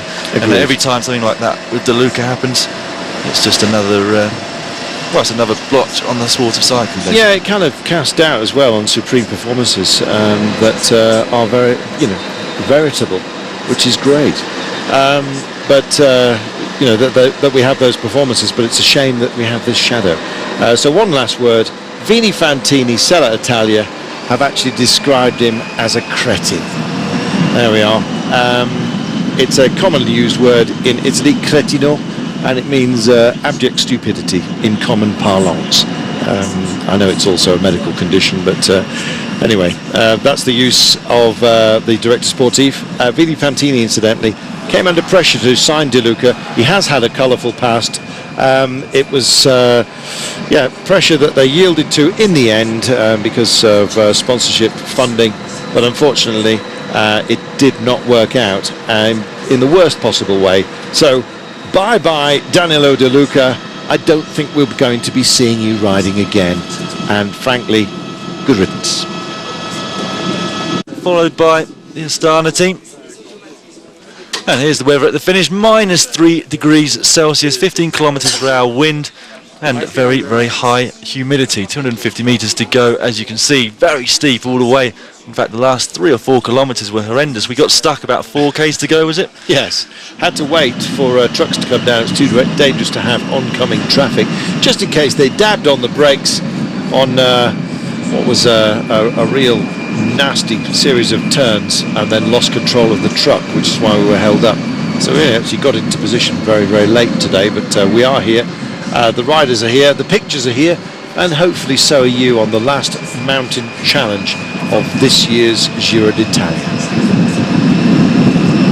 Well, some teams, Dan, have been denied. One group of riders who, as a type, who have not been denied in the Giro d'Italia have been escapees. And in fact, if you look down the victories that we've had, those finishing with the same time, and if you strip out, of course, and discount the time trials, which don't really count because escapees can't do their stuff, there have been so many lone winners, haven't there? It's been great. Yeah, right. She said no, and then we found out she was fibbing, and she handed over the codes. It wasn't sheepish though, just like, there you go. 100 kilometres to go, just over that, and the Emilia Rosa group looks like they've picked up a bit of pace here. Dan, remind us when this first intermediate sprint's going to happen. Oh, they're coming up to the feed zone in around about 10 kilometres time, or at least the breakaway will be. The first of the intermediate television sprints, or TV sprints, 54 k's before the finish. Then they reach the sort of crest of this gradual long ascent at 38 k's to go. It goes downhill slightly, and then with 22.4 k's comes both the second intermediate sprint and the foot of the the first climb of the day, the first categorised climb, and that leads almost directly into the finish line climb as well. The Tre Cime di Lavaredo, which also this year contains the Cima Coppi Prize, because they had to cancel the Stelvio Pass, which was going to hold that prize itself. There we are. Not sure what the look of the prize is, but there you go. Maybe it's an old bicycle, who knows. One of the multicoloured trains that do such a good job in this part of the world seem to be able to go up much higher gradients than regular trains. Somebody out there is probably very au fait with their gearing system, but it's impressive. Out from under the tunnel come the chasing peloton. They've started to string out just a little bit, you know. They are heading for the feed zone, so I don't think anyone's really going on the attack because it's all going to come back together. Maybe they just want to get in a line so they get easier pickup of their bags. Seems like a good idea. And as you said, it gets really ragged. Maybe they're just waving at the train driver. We were driving along by a train driver, incidentally. Was it the day that we were tracking Nibali and his police escort, and they're fighting to keep up with our... We have a large estate car, but only a 1.6 engine, so it can struggle a bit. But yeah, the driver of the train kind of slowed down to give us a wave. You wouldn't see that anywhere else. Certainly not in Germany. 99 kilometres to go. Or Switzerland. We have some Swiss colleagues, by the way, here as well, from Swiss International Swiss Radio and Television. So if you'd like an alternative, seek them out. 98.7 kilometres remaining. And yeah, it's kind of honours even just for the time being, but as you can see, still spinning an easy one just for now. Anybody? There's a couple of Colombia riders there. I don't know whether they've got devilment in mind. Is he just going to be allowed to go? I think possibly. But he's on the drops nonetheless, just in case.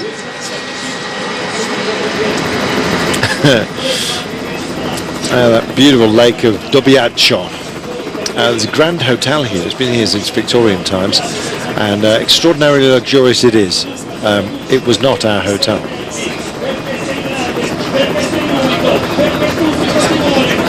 Well, you know, when they say Paso del whatever it is, you can understand why. Mountain passes, cross borders, for a long time been a very, very busy part of the world.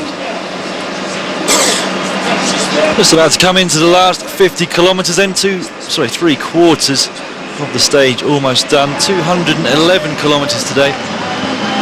Oh wow, look at the effort of this on the left hand side. And here goes Mark Cavendish, who's going for it right now. Oh, and did he get it nicked off him? Oh, now then, that was a hurled insult.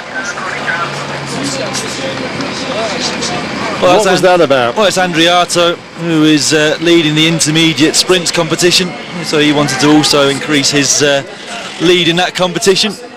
Mark not particularly happy that somebody contended it. Well, let's see who got there first. Mark did, but still, well, I told you he was in for a tongue lashing, and it's going all the way back down the line of the Omega Pharma boys. This is the red jersey you're messing around with here, but I think Mark Cavendish still picked up that final point. Yeah, he got it, but that's fine for the Vinnie Fantini rider to go after it. He's leading another competition. He wants to win that, and yeah, well, who's to stop him, really? Mark Cavendish. Yes. There we are. Well, he's still getting told off. There we are. Oh, poor boy. Yes, not quite sure why, but he's gone for it.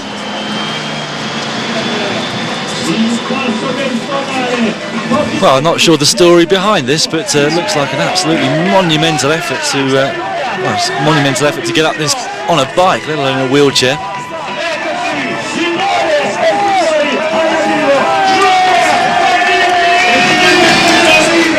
Look at this. If you wanted to know how many competitions are on offer here and what's up for grabs, well, the Giro d'Italia spreads its love widely, and in fact the wheelchair competition clearly today has just been won. There is a lot of respect given to the jerseys, and for instance, if you're in a break and you're with the King of the Mountains and King of the Mountains points are coming up, and you're with the leader of that competition or somebody who is in a battle with somebody else and it doesn't happen to be you, then of course you give the respect to the jersey and allow them to take those points. And I think Mark Cavendish thought he was going to get the due respect there and didn't understand himself why perhaps the Vinnie Fantini rider was going for it, but he's in a separate type of sprint competition. Yeah, and the fight is going to finish there for those two. From that point on, they'll just be going straight into the gruppetto and just taking it as easy as he possibly can do on ramps of up to 18%, all the way up to the finish line. In fact, the last part, to remind viewers that have only just joined us, it is a really difficult climb up here towards the finish, partly because of the altitude, but mainly just because of the gradients. The last 4 kilometres averages 11.3%, and there's a pitch of 18% in that last couple of Ks, and there's another pitch of 18% for quite some time actually, with around about 6 kilometres to go before a slight downhill, and then that big wall all the way up to the finish. So we're in for a real spectacle, not just for the climb and the competition, but also for the surroundings. You can see they're just starting to come up into the snow line now. There's going to be more and more and more as they come up towards the finish line. In fact, if you look out the commentary box, it's just completely white now. It is. It's lovely. I've got to say that some people are eschewing their brollies because they're just getting filled with snow. 4 minutes and 10. They're all on their warm gear, at least mostly arm warmers. Mark Cavendish has certainly got those. 4 minutes and 9 the gap to the escapees. It's going to speed up this. and especially as we get to the business end and when this road really does start to alter. And Omega Pharma, as you can see, already starting to increase the pace right now. They have got their business coming up fairly shortly. Well, they might have to do a full-on lead-out for Mark Cavendish going into the final intermediate sprint of the day now. And I can see why Mark's so determined to pick up these points, because we've reminded our viewers a lot, but he only lost the points jersey last year by a single point. And he doesn't want to repeat that again. Normally, especially on the form from this year's race, you'd expect him to cross the line first tomorrow, and of course his team will be working for a bunch sprint finish, but it's not guaranteed. And as I said, it only takes a small mechanical trouble, a puncture in the last 3Ks, and he's not going to get any points. In the red jersey now, he's likely to lose that at the end of today's stage to either Vincenzo Nibali or Cadel Evans if he's recovered from the individual time trial the other day. But of course, favourite to take it and put back on his shoulders at the end in Brescia tomorrow. Gap's coming down. It's going to be under 4 minutes before you know it, and it will be Omega Pharma. They led a lot of this early chase down, by the way, at the beginning of the day, and had teams coming along to them and saying, do you mind, what on earth are you up to? Well, anyway, they have decided that to abide by the rules, albeit they thought with a little bit of deference from the pack for Mark to pick up those small points that remain on offer, because most of the major points on the intermediate sprints have been taken by the escapees today, those in the break. Well, Mark still has one more point to get as far as he's concerned today. We'll see if he's challenged for it. How long have we got before we get there? It comes at 22 kilometres before the finish, so 18 k's now, but the majority of it on a gradual downhill, so it's not going to take them too long. Hence the pace. Another little jewel-like lake. You see what we mean about a mirror finish. No wind at all. Weather seems to have changed yet again. We've got light sort of dusty snow coming down, as opposed to big lumps of wet stuff which we had earlier on. We were actually worried that we wouldn't have any vision towards the end, and yes, the sun has also disappeared, however, but temperatures remain. Is warm, so the snow is not going to settle, and we will have a finish today. I can't believe the clarity of that water. Well, it's incredible, isn't it, as they come up towards Cortina d'Ampezzo, which is where the intermediate sprint is. It was the host of a stage finish last year after they went over the Jout down the other side, and in fact it was at the time Liquigas and Lampre combined together, and not least their two captains Scarponi and Basso, to try and overhaul the foreigners that were trying to win their race, Joaquim Rodriguez and Ryder Hesjedal. And I think that day really was the one where Hesjedal proved that he was capable of winning the Grand Tour overall, the Giro d'Italia. They couldn't get rid of him even on one of the hardest climbs of the race, and of course it was a bit of a ding-dong battle, but he took that eventually only on that last time trial into Milan. It's true, he had to wait a long time to get it, did it on the time trial. Will it be that Vincenzo Nibali does it on the time trial, albeit that was, of course, day before yesterday? Well, he'd like to get a stage proper, just to finally silence the Italian snipers, of which there are plenty in the press. I've got to tell you, Fazzali, because he is an amazing champion, all-round cyclist, every department covered, and it looks like it is going to be his title. Can't see anyone taking it off him. And yes, we'll see. Straight after that intermediate sprint as well. 3 minutes to go, or 3 minutes that they have to get back on the escapees. That's the job, and right now the charge is being led by Cannondale, and they're clearly setting their stall out. Katusha as well, looking quite greedy today. It might well be somebody from Movistar that decides that it just suits them fine and dandy, thank you very much. I wonder if Visconti's feeling over it today. They certainly won't let him go easily, not after the mistake last time by.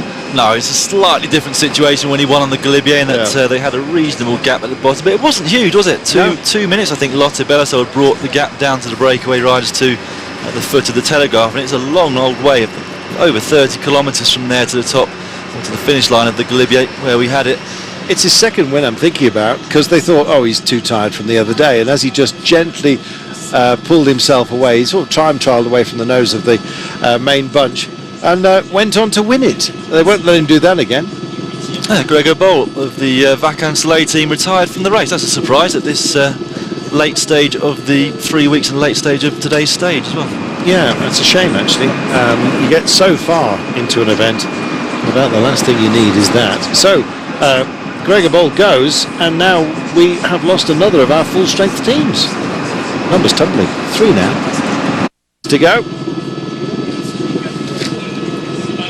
Don't forget, the second sprint comes with just over 22 kilometres remaining. So you're seeing a lot of control, or at least staying towards the front by Omega Pharma Quickstep, working for Mark Cavendish and that last point. Sky have been quiet today. We've had to look for a run. Yeah, well, they'll make their way towards the front as and when they need to. And because it kind of comes up into steps, I don't think it's going to be a blistering pace at the foot of the first climb. But the better positioned you are, the more energy you're going to save. But Uran's on the sort of form that will allow him to pass quite a number of riders to get towards the front before the big test that comes right at the very finish of the stage. He was good actually in the time trial in the end the other day, because when he came through that first intermediate time check, it looked like an absolute disaster.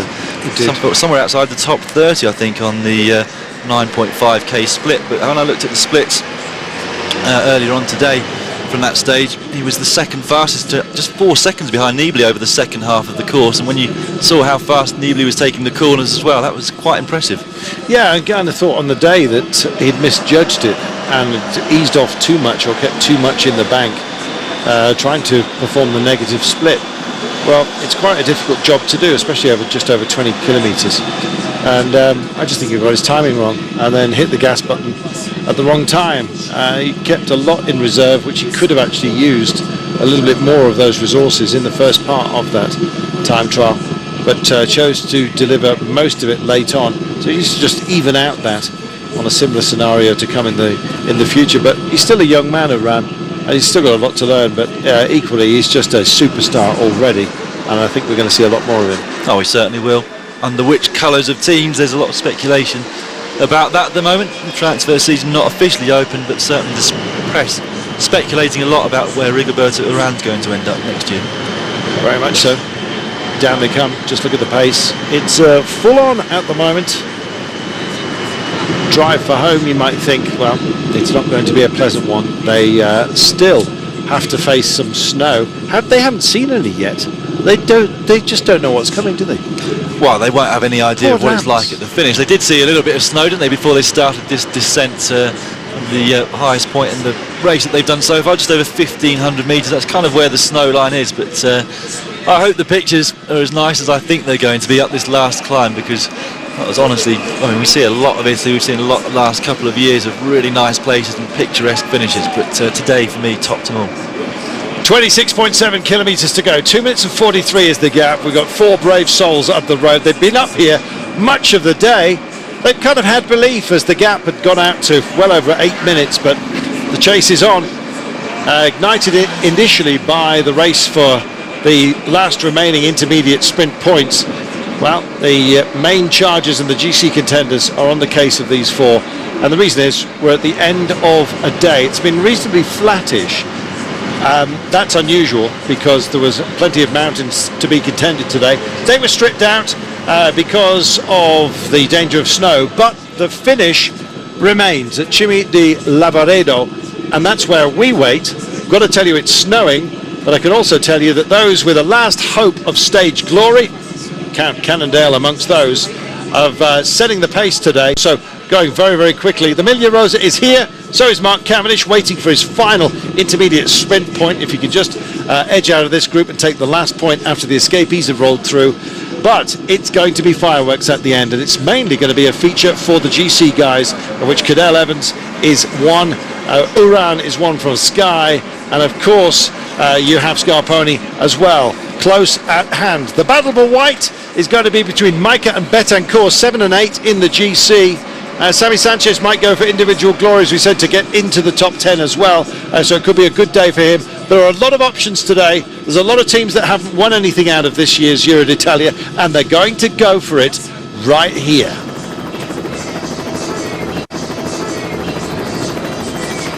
.4, 2 minutes 48, and they're starting to get a feel for what they've got to deal with. There is the snow line, and they're racing above that. Yeah, a long way above it, looking at the surroundings that we've got here at the commentary box.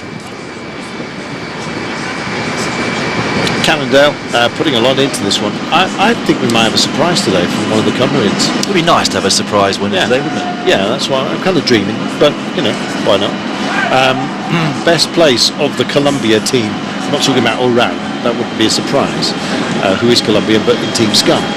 From Team Columbia, Duarte. Oh yeah, he's I think the highest placed in the overall classification. No, sorry, it's Atapuma. He's at 25 minutes and 38 seconds. He's the guy in 20th position overall in this race. But yeah, Duarte is an accomplished climber in his own right as well. So it could be either one of those, I think, they're working for at the front. Ooh. Well, let's keep tabs on them, shall we? Duarte was second on the stage of the Giro, I think. Was it last year or the year before? Yeah, he's in my notes as going close, so maybe today is that kind of day. Cannondale certainly are in here for Caruso, and they've hit the rain. Fellas, that's going to turn to snow. The conditions today, not very pleasant at the end. They've had a lovely old run, 211 kilometres today, and the first 90 have been very, very pleasant. And now this. Yeah, a couple of the AG2R riders that were doing work a little bit earlier on to bring back the breakaway for their team leader at the moment, Betancourt. Pozzovivo probably a little bit disappointed with his race overall. I think he sits just outside the top 10 now, and well, last year he was a stage winner, not come away with too much this year, but not that much of a surprise either, because he did have a big injury and crash from the Giro del Trentino just 1 week before this race started. So just the fact that he's in it and doing respectably well, I think, is an accomplishment in itself. 2 minutes and 32 now, so I wasn't expecting the gap to come down that much over the course of this downhill into Cortina d'Ampezzo, but well, they've locked another 20 seconds off.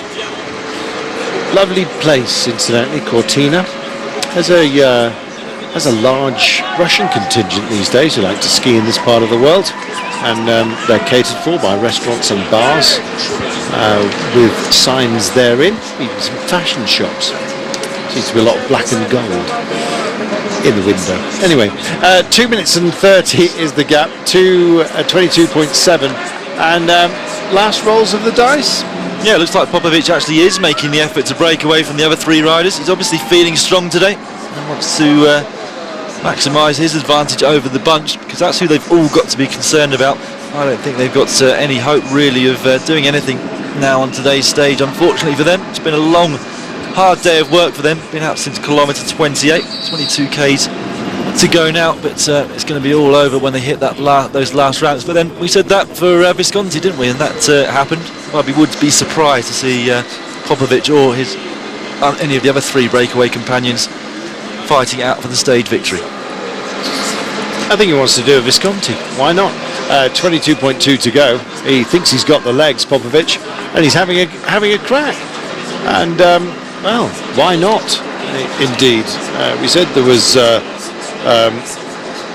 quite a decent contingent in town here. He's of course Ukrainian, but yeah, the old USSR. Why not go for the cheers? So Carlos Betancourt, hello. He's got an issue and he's got teammates back with him. He must have had an issue. That's why the two AG2Rs are waiting. Presumably he must have had a puncture. Yeah, he did have a puncture coming on the descent there, so they both waited for him. They're just trying to relay him back on to the back of the bunch. But not great timing, because it's very fast, as you can see, as you saw on your screens a few moments ago. They're really setting a blistering pace at Cannondale, both on the flat and now into this downhill. They need to be a little bit careful coming towards this intermediate sprint in town, because well, it's raining down there now and the cobbles look particularly slippery. They do. Rather glistening, as you can see. Blacked with rain gear, and Mark Cavendish coming to the fore, and this is going to be his point. Cadell Evans could have wrestled for this, but he'll go for mounted points late on, I'm sure, and it will be his final attempt at glory on this Giro, I'll be bound. Take care is the watchword, and they do. No mistake, and he's quite lucky really that he's not having to jostle for this, because it is quite a nasty little technical entree as a mixed tarmac, as you can see. He's got a wingman, don't forget, just behind him, wearing his dark cape, and onto the cobbles they go. and hasn't got there yet, Mark. Picks it up once more. A bit too much climbing for his liking coming into town. He'll just crest, take the right-hander, and the point that he's looking for right now will be his. Still got around about 30 seconds to go, unless the gap has really tumbled down, and it has. So Mark Cavendish goes underneath that intermediate sprint, and 20.8 kilometres remaining. So just about 2.5 minutes then. Oh, this is going to be a hard chase actually for Betancourt. Just looking at the way it traced through that town there, and they're quite a way behind in terms of an actual time from where Mark Cavendish took these corners to these guys from AG2R. I don't think he'll have any trouble eventually, Betancourt, getting towards the front, but certainly energy that he wasn't hoping to be used at this point. Absolutely, he's going to be. It does bounce rather as you come through Cortina as well. So you're straight onto the climb, which we're seeing right now. Yeah, Ometti from the breakaway. I think this is the head of the race now. Jaroslav Popovic of Team Radio Shack made his bid for freedom off the front of that quartet before we got to the intermediate sprint at the front. And he looks to have around about 20 seconds advantage now over Pavel Brut of the Katusha team. So Betancourt with more work to do. It looks like he's had a bike change. He hasn't got his little number clipped on the back. Or any bottles. Yes, absolutely. So he's going to need those. So a complete bike change. Not sure what the problem was. Meanwhile, 2 chasers. Well, looking back at the footage that we just had, I think Popovic is behind, isn't he? So front of the race, Pavel Brut. There we are. Duo at the front, so Popovic's early escape not doing him any favours. The ones that paced themselves slightly better now coming towards the front, but a long way to go. It's only 20 kilometres, but almost all of that is uphill, and it won't be long actually before they get onto this stretch of 12%, which is the maximum gradient of this first climb, which leads straight to the Trecimi de Lavaredo. Yeah, there's a small downhill link, incidentally, but it's very short, isn't it? Is it about 1k? This first section of climb is 8 kilometres long, and then there's around about 4 kilometres which are either flat or downhill. Starts to kick up again, then he gets a really nasty kilometre of averaging around about 12%, but maximum gradient there of 18%, and then another very small downhill. So it does go up in steps, but look, already at the main contenders prizing themselves off the front. I knew it had been hard through that town. Got 5-6 riders remaining. Pink jersey is there. Evans is just having to make his way back up. I think positioning was crucial on the way into this climb, and this man has got a lot of work to do to get back up there. Betancourt struggling to get back on. He's got teammates. He's had to make a bike change. Out front, it's a last chance for the likes of Pavel Brut as he goes under the 20 to go banner. And I've got to tell you that just behind, Cadel Evans has just decided to increase the pace, and it's thinning out amongst the GC contenders just behind as the weather gets horrible. There is Cadel. He's got a wingman with him. There is Nibali in the pink jersey. He's got Kanget just behind him as well. Couple of, as you can see, Cannondale men also involved here, and Caruso is one of those, and it's all starting to kick off. Yeah, Peter Weening of Orica Green Edge goes on the attack. He's got one of the Blanco riders with him. I think that's Kelderman again. Caruso goes with them, so Cannondale doing all the work on the entry into this climb, and Caruso's made an early attack. Well, Caruso's there. Is he tempting any of them out alongside him? And one of the BMC riders just goes over to mark him out. And it's Cadel Evans, though, staying with the pink jersey. I think they're going to be looking at each other, and perhaps this is allowing those who are further down the order a chance to shine, and Orica Green Edge are taking it. Yeah, Peter Weening seems to be back on the form that he was in the first week. He's Caruso just bridged up to him. He's gone straight on the attack again, finds himself alone off the front of the bunch. Still got to catch all of the 4 breakaway riders who are out in front. 2 minutes and 11 seconds is the gap back to the pink jersey group, leaning a further few seconds in front. Well, we've seen him up the road in this Giro d'Italia, and he's going for it again now. He's not had the success that perhaps he would have liked. Well, maybe if the GC contenders start looking at each other, and the other guys who are thinking about individual glory today just run out of steam. We'll see. 19.3 to go, and some steep ramps rapidly approaching as we speak. Yeah, just been through the official start of the climb in Icchio Salita. 20 k's to go, Banner, just after that. So ballast is what they're looking for. There's Brooke, leader of the race. Peter Weening is busy chasing. We're just looking at Gusev, who's Betancourt. sorry, Betancourt. Yes, exactly. Thank you. There it is, Betancourt, who's relaying back on, and has got to do so rather quickly. I was going to say Gusev has helped Betancourt, and that's why he's at the back, but it is Betancourt himself. And there's the Melia Rosa group bottom left as well. Weening still closing, you know. This is good. But as soon as a response comes from the main pack, I think that Pavel Brut and indeed Peter Weening may well have their cards marked. Then again, we've said this before, I don't think either of us believed the Visconti wins until they actually happened. No, he certainly didn't, and he's kept that gap reasonably steady since the bottom of the climb, hasn't he? Weening started to close, and this group going at a much steadier pace, which has allowed Betancourt to get back. But Perazzi, I said it was a day he could relax, but he obviously doesn't want to. No, I think he's minded just to keep taking it to the Colombians, and it's again resumed, and it's Atapuma. Well, Perazzi's helping Atapuma here, you know, because if he puts a lot into this, Atapuma's the kind of guy who could go on for individual glory. Yeah, Escatel still setting a steady pace at the front of that pack. Must be around about 30 riders left in that bunch now, and I think it will probably remain fairly similar all the way up. Sammy Sanchez won't be making his move until the last part of the climb, and he'll be trying to keep as many of his teammates in this group as possible to control the attacks from the likes of Weening and Perazzi. There's Betancourt back on, just telling his team that they've done a job and thank you very much. And he's managed to get back on at just the right time. Needs a bottle, hasn't got any. I think that's what the radio was, because he had to change the bike. Hasn't got his little transponder on this machine either, I don't think. Certainly not got his number.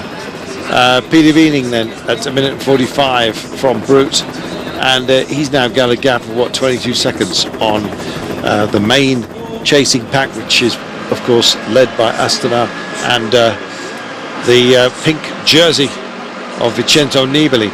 Here is our leader, Pavel Brut. Well, what's he got left for the final assault by himself? I think he's going to find it difficult. There's the motorcycle, and you can see what's being kicked up by the motorcycle as well, which is a little spume of spray. And this is a very, very tired Weening. Starting to blow just a little bit, and Brut, you can see a different pace entirely to what the Weening is managing to muster. Then again, it may well just be their gearing, because the gap is coming down very, very slowly. About 1:44 now it is. Cadel is there, bouncing out of the saddle. Still not quite sure why Cadel Evans was out of sorts on the time trial, because it looked like a day that might well suit him. There is the Azzurra jersey listed for you right there, and that is back, so the gap between Weening and the Azzurra group, because they have pulled out of the nose of the peloton. 16:49 is the remaining distance today. Well, this first climb peaks at the 13.5 k's to go mark. Don't think that Brut's even got onto the steepest part of this climb yet, which is 12%. It ramps up a couple of times before we get to the top. It's a fairly steep gradient already that he's on, but I can tell you it does get steeper on this climb, and it gets really, really steep on the final climbs of the day, where they go up to 18%. So when it gets to 13.5 k's to go, they've got some respite for just over 5 k's, and then they've got the 18% section for almost a kilometre, it looks like, on the profile that we've got here. And by the fact that he's led that competition for so long. Brut starting to fade with 13.8 to go. It's always a sad sight, I've got to say, at the end of a busy old day such as this. 150 metres before he crests and gets some respite. Can he find something after it? Yeah, it's downhill or flat then for the following 4 kilometres before it just gradually starts to ramp up again. It's a while now before they get to the really steep section. Another 7 kilometres before they hit the first ramps of 20%. So he's done a good ride, Brut. I was expecting him actually to get caught before the top of this first climb. Good lad. Goes through that little bit more of a climb before he gets onto his descent, but it's nothing serious. It's like a sort of a flattish false flat. He's on his case. There he is. Just hoves into sight. 75 metres to go. I wonder.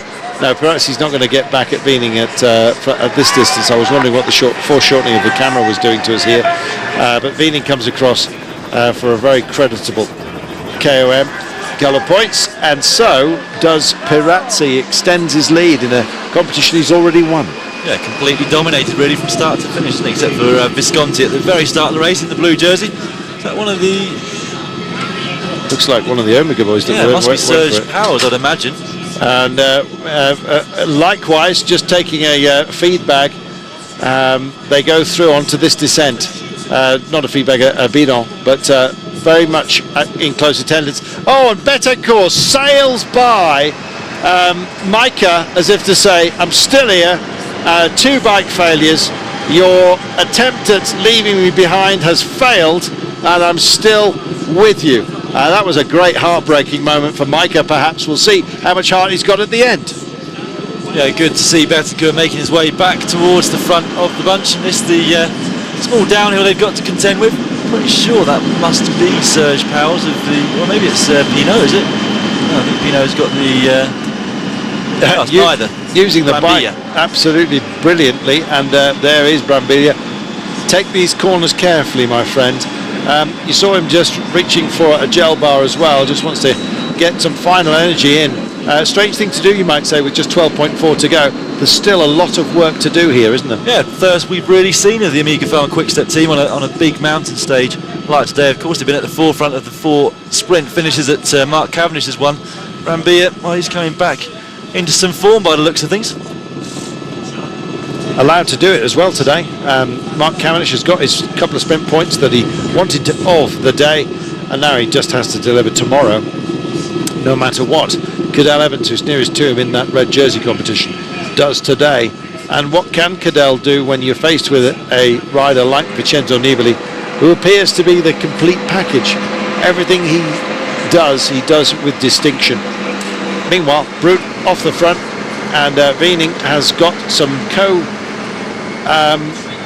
escapees. Yeah, Could Bridges here. Brambilla is there. Flying down this small descent. He's caught and dropped Pirazzi just behind him in that blue jersey. Peter Vini will just get onto the back of him. If he can. He's got some pace about him, and I think he wants to do something today and prove that Omega Pharma are not just about, well, classics and one days. Single stage wins for the sprinters. Absolutely not. They've got firepower elsewhere. They've come with the sprint team here, sprint setup, but right now they're having a go. Kopecky also making his way up towards that trio. Oh, what a successful Giro d'Italia Movistar have had. Presumably Harada and Inchausti, their team leader, still in this group behind. One of the Garmin Sharp riders at the bottom of the screen there, I think that's probably Tom Danielson. And it's Astana who are now coming up towards the front to control things. Still got 3 riders left with Vincenzo Nibali. Kanget just coming up onto the wheel. Cadel Evans has also still got a teammate. Sammy Sanchez will want to put one of his on the front fairly soon to try and make sure he's got a chance of going for this stage victory. Here we are. It's this nasty little technical downhill as the road narrows, and then he's going to make the turn down, and that's when the hurt starts to happen yet again. He will have another little bit of respite before he hits the final ramp, but I don't know. Today I think that we might well just see something surprising. Brambilla and Wiening, the chasing group, as you can see, and well, they've also got company. Great. This is going to be a good trio, this. Yeah, it will be, and they've got a slightly flatter section that they'll be able to work on together before they hit these steeper ramps. 10k's to go exactly, then it's 8.3 where they really hit the steepest parts of the climb. It goes up in a pitch there for around about a kilometre.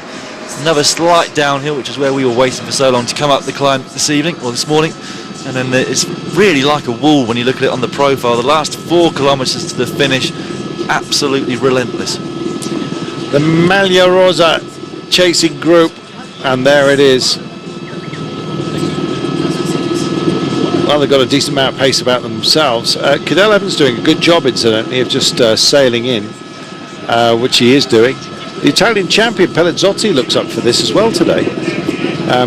He's very much to the fore.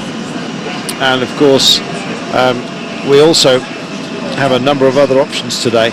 Scarponi is one of those for Lamprey, and there's lots of Scarponi flags being handed out by, I don't know whether it's his fan club or what, but so many, hundreds of them coming up. I don't know whether they've been furled in the weather. And Brooks still holding on. You know, if there's a combativity award today for sheer guts and verve, it would have to go for this man. Yeah, certainly the only remaining rider from the fort that went up the road after just 28 kilometres, but even he's about to be swept up now. Brambilla coming very, very quickly onto the wheel of Pavel Brut. Looks like Brambilla's dropped Beening and Pirazzi and Kopecky on the descent, but I think those four will probably get together now that they're on the first ramps of this final climb up to Trecime di Lavaredo, which is where our finish line is. Well, let's find out, shall we? 8.9 kilometres to go. Well, this is the peak of the day. They will deal with this intermediate climb and then head to the line at Trecime di Lavaredo. They don't start Trecime until, 4 kilometres to go? So they've got a little bit of work to do with some respite built into the package, if that makes sense.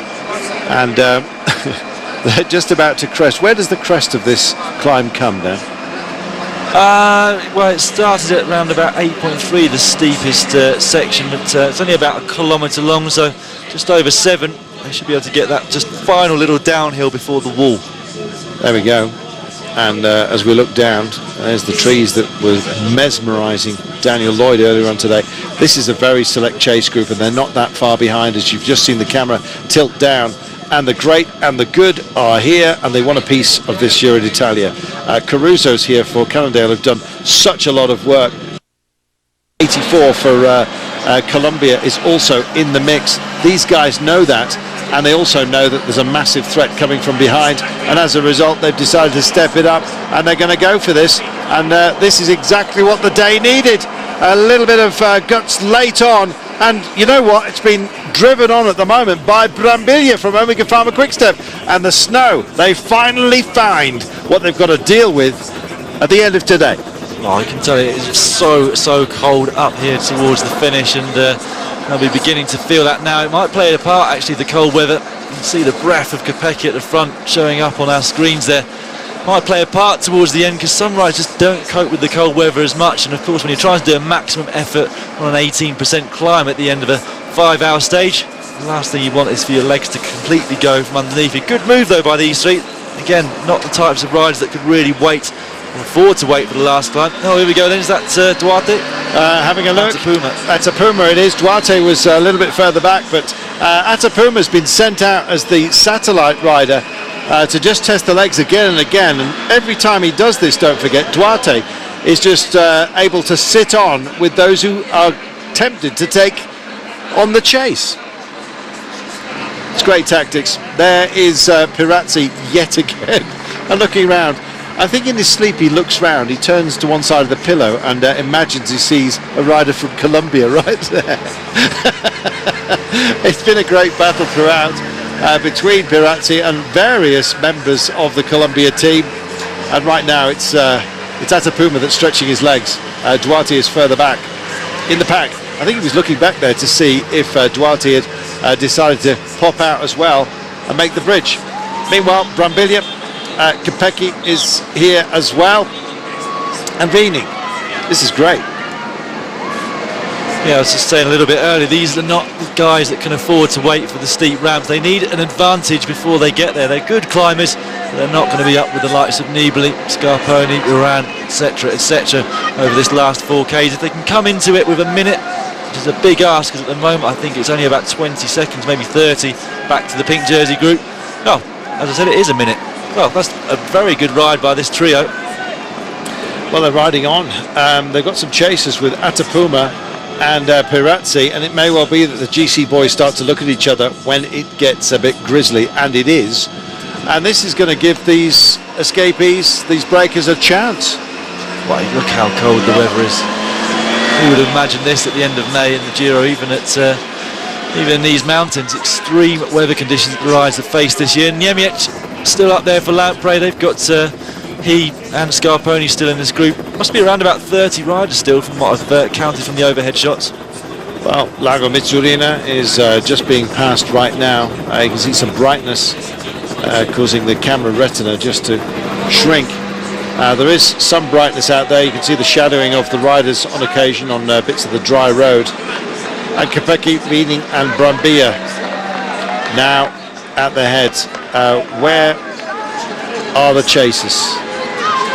45 seconds we have these two, Pirazzi and Atapuma.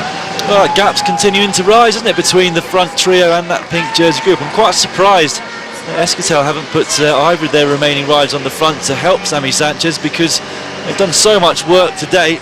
The last thing they want to see is any chance of the win sailing up the road before they've even started the last hardest part of the climb. It's another stage victory to the one he took 2 days ago in the individual time trial. I think you're absolutely right. I think he wants to win this in style, and to be honest, 32 seconds now with 3.2 to go. He's timed it well, you know. Come down so quickly, doesn't it? Absolutely collapsing. Now, don't forget, Nibali's not putting in the same kind of work rate as this man, Kopecky. He's up the road.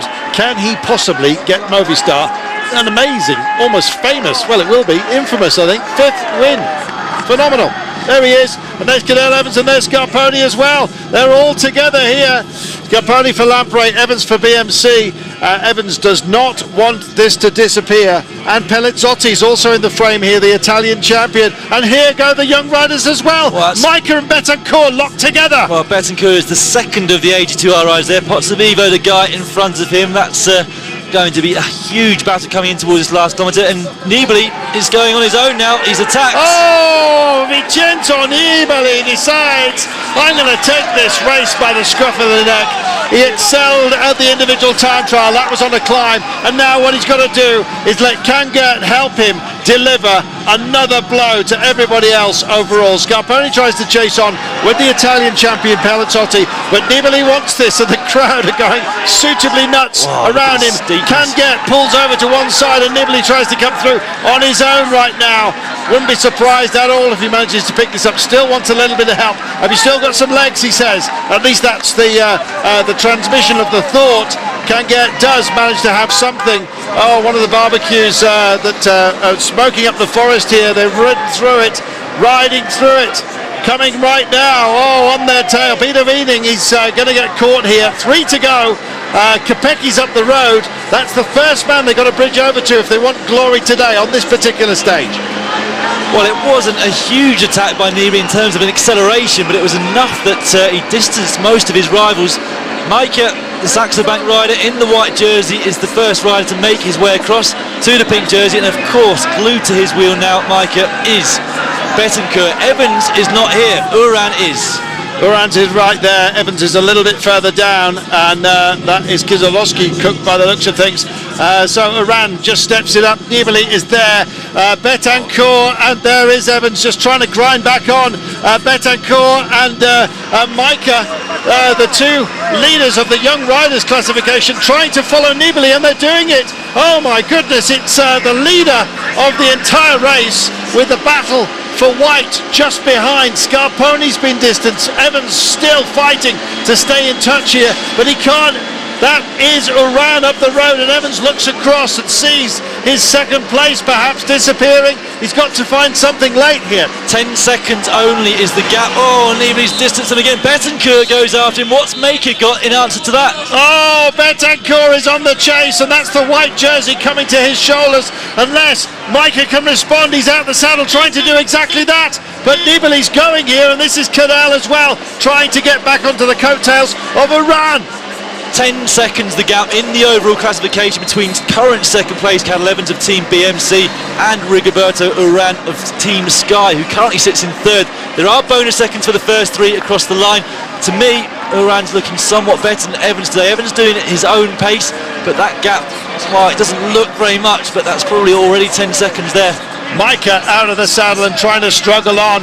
There goes Nibali as he eats and passes Kopecky. Unbelievable performance by Nibali. And look at this. This is a man who is at his absolute finest in his own career and in possibly lifetime. Who knows? Every single box has been ticked by this man. Whenever a question's been asked of him, he has delivered, and he's doing it right now. Yeah, and the two Colombians, one from Team Sky, Uran, and one Betancourt from AG2R, well, they've both got a reason to work together, because Uran's drawing himself up into second place overall in this competition. Betancourt is drawing himself into that white jersey, which he held just a couple of days ago. There is Pelazzotti with Scarponi close at hand. It looks like they're going to be also rounds today, because this man is just running away with the pink jersey. And look at the gap that he's posted. There's Uran, there's Betancourt. Now where is Micah? That's a big question. That's the man surely is going to be wearing that young rider's jersey. There's only 2 seconds between them, and there is Micah struggling up the ramps here. Two Colombians alongside Cadel Evans, who's also perhaps been found out. Who knows? There's the Italian champion as well, Pelazzotti, but it's all about this man. Our thoughts turn up the road as the road turns up. It's Nibali once again.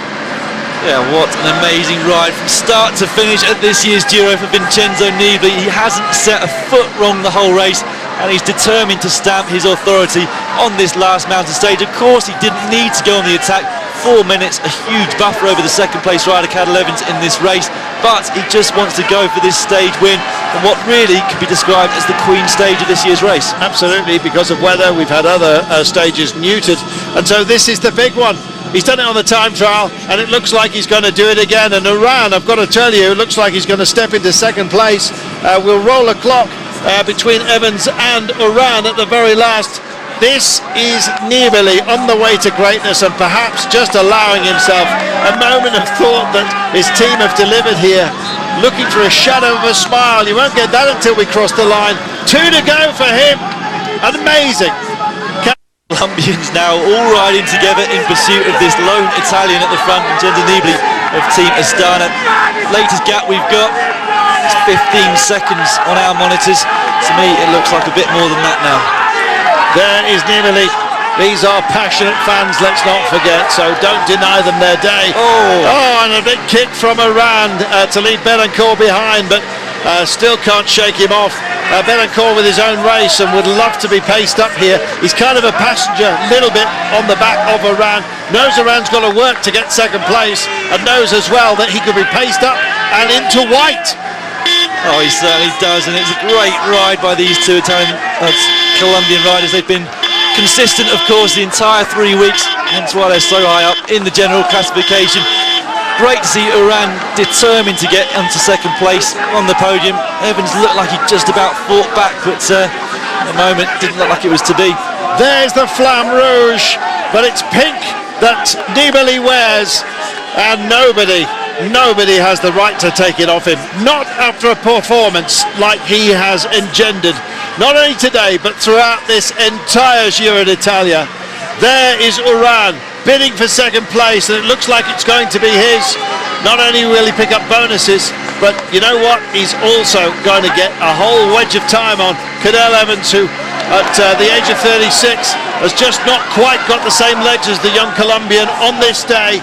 There'll be other days for Cadel, but this is not one. Out front is Nibali, grinding home the last few, and here comes Evans, still trying to lay it on. He's fading, is Cadel Evans. He's put a massive effort in, but he's going backwards now. Well, Scarponi's ahead of him as well, and it's going to be a whole bag full of seconds he hands over, unfortunately. 28 seconds the gap between this man. Oh, it's up to 32 now. It's 28 seconds as they came through the 1k to go marker, still increasing the lead and just really showing his dominance again on this stage. It is Vincenzo Nibali. He's got around about 650 metres only to go. Here is Uran. Well, Atapuma and Betancourt close at hand right now, but I think Uran will be allowed to take these seconds. 800 metres they have. It's not a massive gap in terms of distance, and this is Cadel Evans as they come into pelting snow at the moment. BMC, they tried to do their job for him today. Well, I think he's going to wave goodbye to the runners-up spot on this Giro d'Italia, but it will be third place and a creditable podium for Cadel Evans. The man who's going to be on top at the end in Brescia. You're looking at him right now, a braver rider, a more efficient rider, a more talented rider you cannot find on this year's Giro d'Italia, and some will also add to that list a nicer rider as well. He's a fantastically gentle personality. He lets his legs do the talking, and he's doing around. He comes, the final couple of bends, 500 meters only. How long did that last 5 take to be delivered, and how long will this take for him to get home? Still he churns on. It does ease up just a little bit. He starts to think about glory, and we do as well. What a way to win the Giro d'Italia, take it on the time trial, and then take the hardest climb on this year's race as well, in perhaps the most appalling conditions. Just look at this. My goodness, it's about pink, but today is also about white, and we're not just talking about the snow. Betancourt is heading into the Young Riders classification as well. There is Oran, past one of the mountain scouts who've guarded the road, at least in the last kilometre, with such distinction. They're watching out, and we're watching out, and over this man, a worthy champion.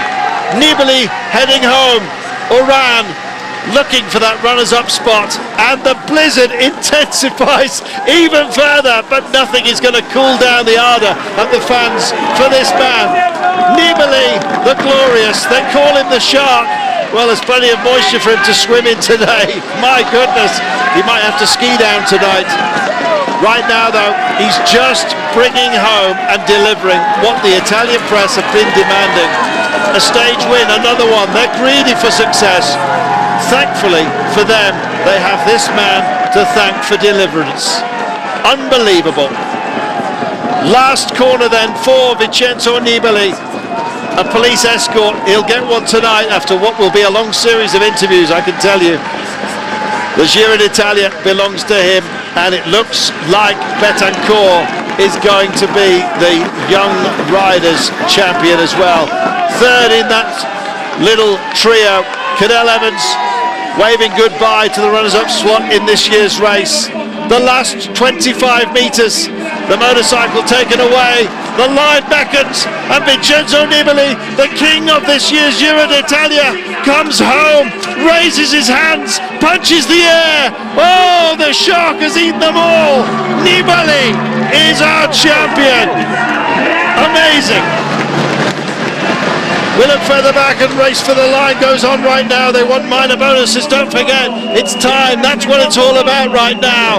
Well, our friend from Team Colombia takes second place on the day. Oran just coming in behind Duarte, and there, across the line as well, with an amazing push, comes Betancourt. So we look back and we wait for the seconds to tick down. Betancourt has gone into the Young Riders jersey. He'll carry that tomorrow, and of course he has to finish the day. We look further down the line to see who is joining us. Oh, and a very, very tired looking and exhausted Aru comes across the line. My goodness, the Italian champion is with us as well, Pelizzotti, and still they get assisted out of the danger zone. Pozzovivo is here, so the Italians and the Colombians really did share the spoils today. Atapuma crosses the line, and finally Micah arrives. Poor Micah, and still we wait for the rest. Micah hands over that white jersey to Betancourt. Scarponi's just come in.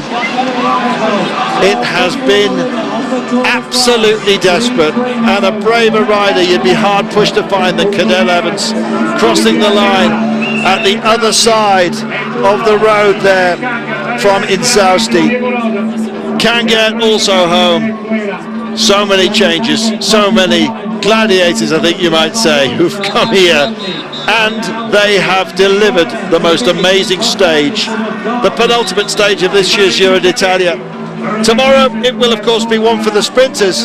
Today it's been about one man, really, has it not? Vincenzo Nibali. Rolls of the dice along the way. Peter Wiening has just crossed the line. Here the fans surrounding Nibali. Well, greatness has its own magnetism. There is our champion. He has, of course, to finish in Brescia tomorrow. But 2 stage wins. How worthy a champion do you want? Phenomenal. Well, Nibali did it in the time trial, did he not? He's done it again on the mountain. The gap that he has overall is vast. Well, we have our jerseys, save for the red jersey, which must be contested tomorrow in Brescia. But what a day, and what a group of heroes as the blizzard blows back in. You can understand when you see these weather conditions exactly why the race has been altered on occasion. Here's your stage results. Nibali takes it ahead of Duarte. Uran coming in third place, 19 seconds back. Betancourt at 21 seconds, and the gap between himself and Micah at 1 minute and 4 is the gap that will separate them in the young rider's jersey, plus 2 seconds. It is Betancourt that takes the leader's white jersey for the young riders. Nibali, absolutely certain, provided he finishes tomorrow in Brescia, of the title. Tre Cime di Lavaredo will be remembered for Vincenzo Nibali's performance. So it has come to this, the final finish line of this, the 96 Giro d'Italia, from Riegi Pio Decimo to Brescia. 206 kilometres today, bound surely to end with a dramatic sprint finish. 7 laps around the city. It's going to be tight and very, very quick. So how did we today? Well, we promised you a sprinter stage. That's exactly what we have. And there is our route from Riesi Pio Decimo to Brescia. What sort of profile is it today? Very, very different from yesterday into Lavaredo. Oh yes, it is a flat one. It is going to be for the sprinters. There it is. In Brescia, 7 laps of a slightly technical street circuit around the old town, and then we will have our champions. Well, we use the plural because there is still the red jersey up for grabs. Nibali currently leading that competition. Mark Cavendish needs to finish well here in Brescia if he is going to take it. He won't be disappointed with podium place. The age of 36 on an event he came to very, very late. This is what we're all battling for. Astana believe it's theirs by right. Pirazzi certainly earned that blue jersey, did he not? And Nibali, 2 stage wins, all bar crowned. Mark Cavendish nursing that red jersey today on behalf of Nibali, who leads that competition. But we are racing, already underway. Mark Cavendish just has to do well on the run into Brescia today. It's built for his kind of physique. Let's hope and wish him well. A lot at stake then today, you might think. Well, certainly in the points jersey. For everybody else, well, it's a bit of a ride out. When the flag finally waved, well, absolutely no movement whatsoever. Bit of a victory parade, at least for the first few kilometres. In fact, the average speed after 3 hours, just 35.7 kilometres per hour. Well, they will be racing. They'll be going extraordinarily quickly later on. But a real party atmosphere at the top of today. It's become rather traditional, this. Nobody really wants to spoil the fun. It's a chance for riders who are still there to catch up with each other and indeed swap perhaps some late stories about this great race. 169 riders starting today, and some lovely sights along the way, and it seems that the peloton, well, are taking it all in, at least just for now. Well, we may well have had a stage cancelled on this Giro d'Italia, but it hasn't diminished the trial that has been ahead of everybody, and yesterday's stage in the blizzard was something quite outstanding. We ended at Tre Cime di Lavaredo in a snowstorm. Couldn't be more different today. Well, everyone just happy to churn the wheels. No escapes, just for the time being. Still all packed together. And Mark Cavendish looking fresh as a daisy and up for it. Well, the briefest of stops for Mark Cavendish, and as you can see, no great hurry. It was not going to be a difficult job to get back on. So we're all together. That's the way it should be, surely. Just passing the Roman amphitheatre of Verona, one of our destinations, of course, last year. Absolutely glorious. Looks like they're getting ready for a huge celebration. Rock concert, perhaps. Who knows? They've been playing games there for a long, long time. So Brescia is where we're going to finish today. 7 laps around the city circuit. It is slightly technical. It will be a bit of a challenge, especially if it gets feisty at the end. Don't forget, Mark Cavendish is going for that red jersey. It is being led, that competition, by our leader Vincenzo Nibali, and there he is. Very much a celebration today, Daniel Lloyd, of what has been a fantastic Giro d'Italia yet again. Yeah, finally, Vincenzo Nibali and his team can pretty much relax. It would take an absolute miracle for him not to remain in that pink jersey at the end of today's stage into Brescia. All of the riders in the team, as you can see, pink mitts, pink grip tape on the bike, and all celebrating, I'm sure, very, very happy. A good job, well done. And well done by Rigoberto Urán as well from Team Sky. Second in the standings, 4 minutes and 43 down. Makes you wonder what might have been had he not been on nursing duties with Bradley Wiggins, who of course succumbed ultimately to an illness.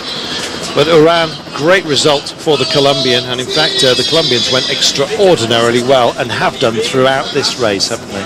Yeah, not least yesterday. 3 out of the first 4 Colombian riders on stage 20, arguably the hardest mountaintop finish of this year's race, and the future's certainly bright for them. Betancourt as well, of course, in the white jersey as leader of the Best Young Riders competition, and he's certainly one to watch for the future.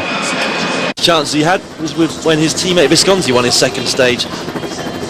Here's the overall standings.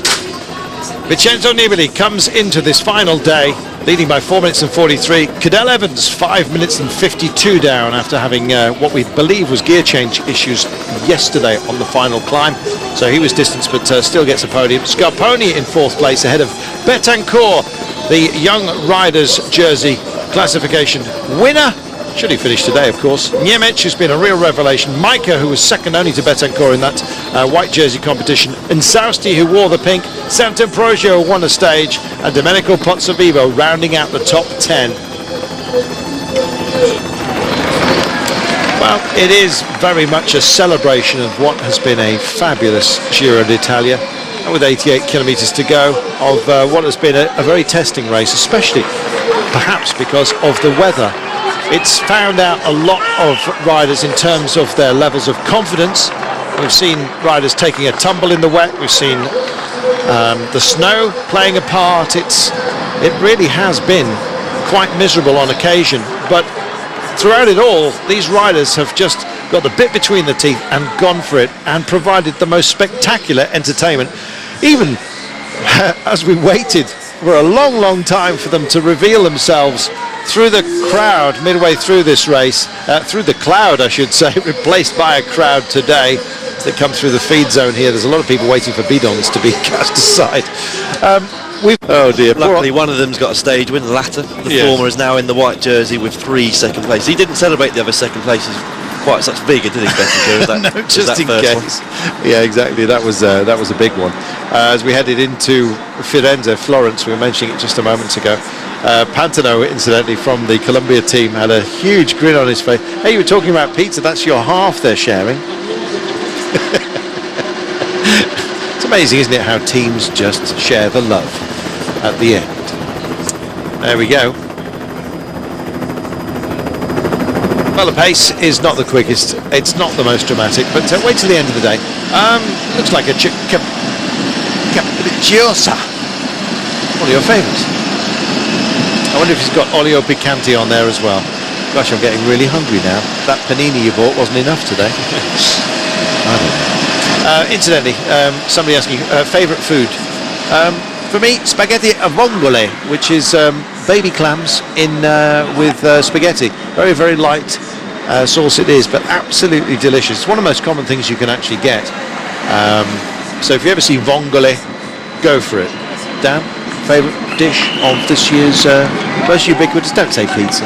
I think probably one of the steaks that we had earlier on. There we are. 52.9. You're not going to name what kind of steak it was, or sauce, or anything like that? No. Oh, he's so under wraps today.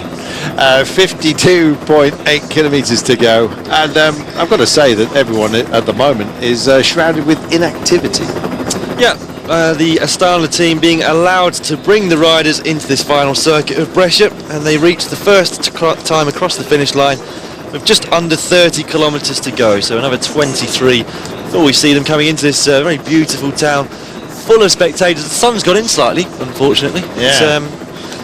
Yeah, Wow. What an amazing moment for a teammate to have, to be able to ride in like this. And quite often the Giro d'Italia seems to finish with a time trial, and that's fantastic for the spectators, like last year when everything was so close and the race lead changing hands on the very final stage with that time trial. Of course, remember Denny Menchov back in 2009, the first time I rode the Giro, coming off whilst he was leading that race on the wet cobbles towards the finish. So he was always coming off. Yeah, that was spectacular as well. But as a rider who has no chance of the time trial, it's much nicer, especially if you're a teammate of the rider that's about to win the race, to be able to celebrate kind of collectively with your teammates and with the leader as you come in towards the end.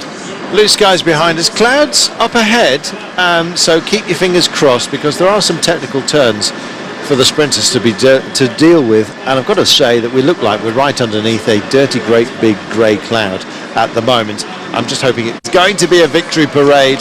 This 96 Giro d'Italia, you cannot deny them their moment of glory, absolutely not. They will take the applause in town in around about 7 kilometres time, and then the race will be on. It's the race for red today, not pink. We already know who is going to be our Giro champion, but we don't yet absolutely know who's going to be in red.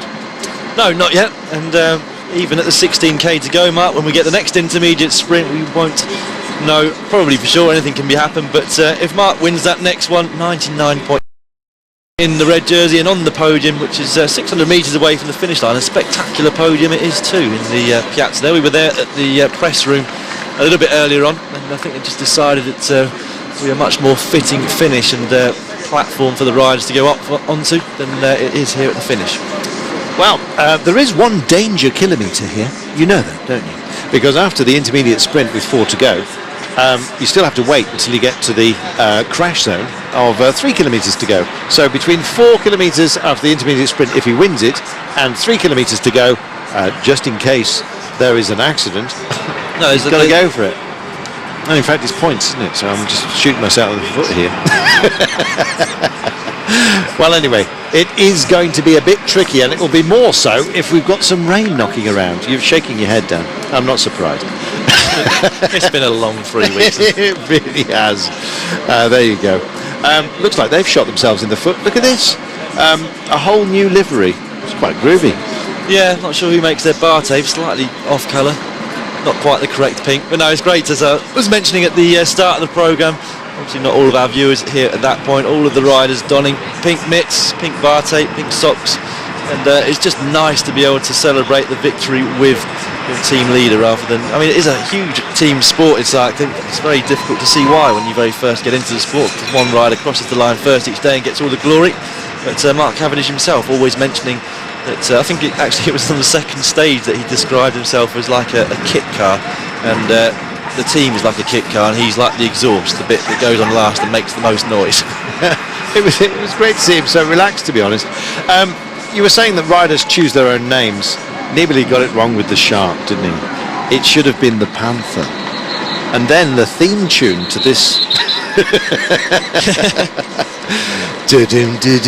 Anyway, yes, you know the opening bars to the Pink Panther, I'm sure, but yeah, I think you missed a trick there. Better than patch, which is what you've given me. Daniel Lloyd took a tumble, and he's missing a patch of hair, and so he's combing his hair the other way these days.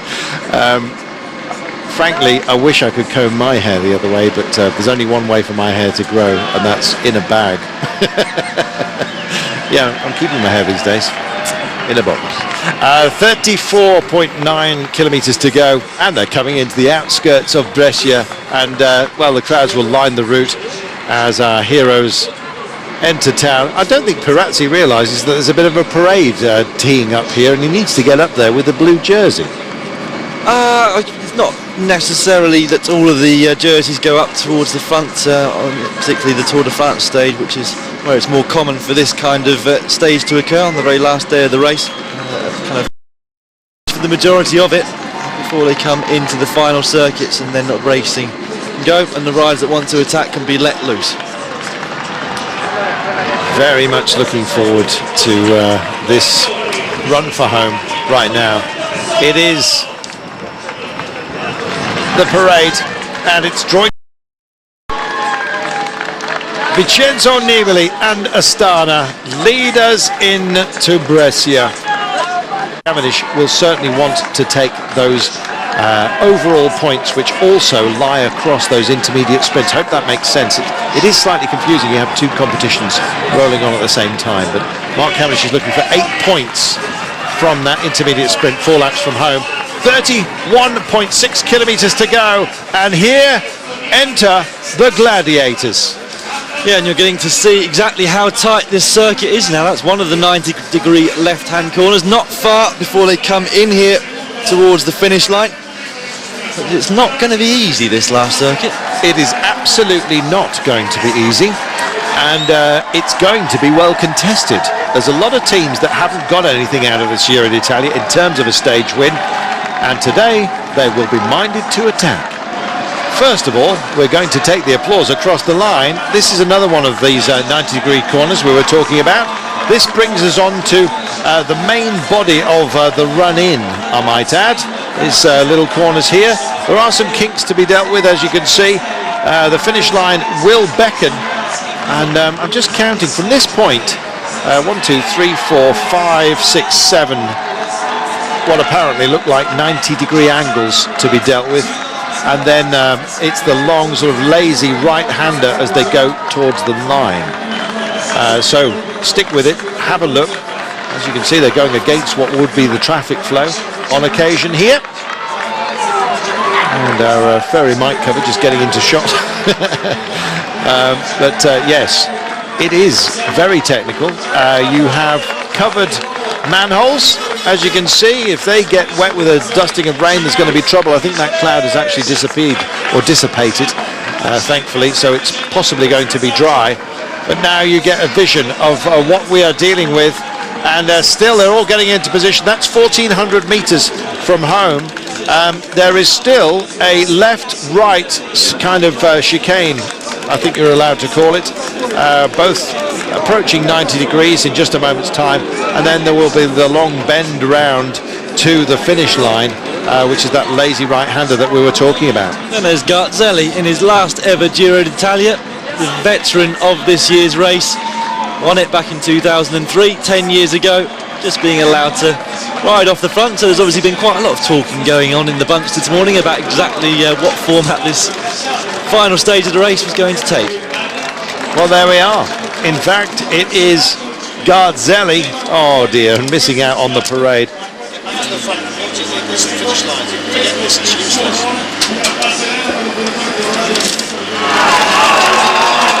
So rounding that final bend he comes with 700 meters to go. Just missed the Flamme Rouge, but yeah, Sanchez back and getting back and up to speed. And here they come, the run-in, blanket across the road. What heroes they have been. It is that's going to take the applause. His last Giro, well, there can be no comebacks after a moment such as this. 39 years of age, and he will lead us in. Well, the pink jersey even doffing to Garzelli at this moment. I think that's really sweet. Yeah, it's nice to see the bunch getting together, having Giving some respect to one of the elder statesmen of the entire peloton. It would be funny though if he got to the end and said, I'm only joking, I'm coming back next year. They were so nice to me, I decided to extend my career. Garzelli crosses the line then, an emotional moment for him. Here come the pink jersey, the red jersey, the white jersey and the blue. Big moment for Garzelli. There is our finish line. I'm sure he's got no ideas of taking the red jersey back from Mark Cavendish, but just wants to stay safe, make sure that nothing happens and, well, complete what has been a dominant performance in the overall classification. Still 5 riders remaining in front of Cavendish, 2 riders from the Radio Shack team glued to his wheel at the moment, and every time they come through the start-finish straight, which is the widest point of the course, that's when riders start to move up. Here comes Pipo Pozzato, but he hasn't got Ferrari on his wheel. I think he was expecting him to be there. I think you're absolutely right. I think Pipo Pozzato might have to do this himself. There you can see the other Lamprey pink jersey in amongst the pack. August Shimano teeing up here. Koenig Kort's doing a good job of trying to muscle a bit of space for Mezec. We'll see how he goes, the young man. He's been a bit of a revelation. Still they try and find some room, and the first time we've really seen the Spanish champion Ventoso from Movistar also moving into position. Goodness me, this is frantic. 4.7 to go. Yeah, and we understand on race radio that there is a big split in the bunch, although it doesn't look too bad. There's some grimaces further down the line, which is why positioning, as I've mentioned, is so important here towards finish. And who's better at positioning anybody but Mark Cavendish? He's incredible, even when he hasn't got his own lead-out train, at being in the right place at the right time. And because everybody knows that, they're all fighting for his wheel, as you can see down there. Do you want a quick tip for today? You're going Mark Cavendish plus who? I think we go to Mark Cavendish for every sprint, don't we? But I said Modolo this morning. I think Mezec today. We'll see if the young man has carried something over the mountains to here. Oh, but you never know. There might well be some others as well that get involved today. They've done their job. That was Navadauskas at the back.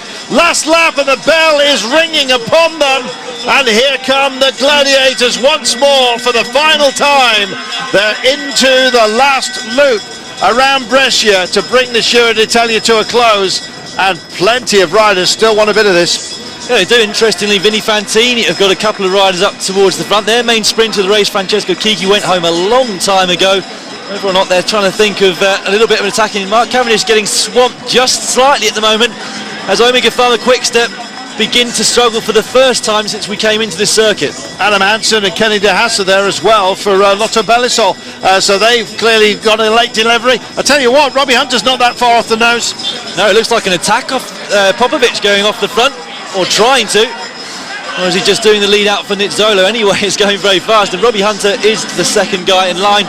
Well, he hasn't got anybody else to work for, so I can assume that he's working for his own ambitions as the South African rider. Very much so, and I tell you something, if a train comes by, Robbie Hunter will jump on board that as well. He'll be a passenger, absolutely, and then right at the very end, he may well just put his nose to the fore. 3 kilometres to go only. Oh, tight to the barriers, and here come Omega Pharma, and there's not much room, I'll tell you that much. Oh, absolutely not. They've squeezed them to the barriers, and at this pace, there really is one golden thread through all of these streets, and it's a very narrow one.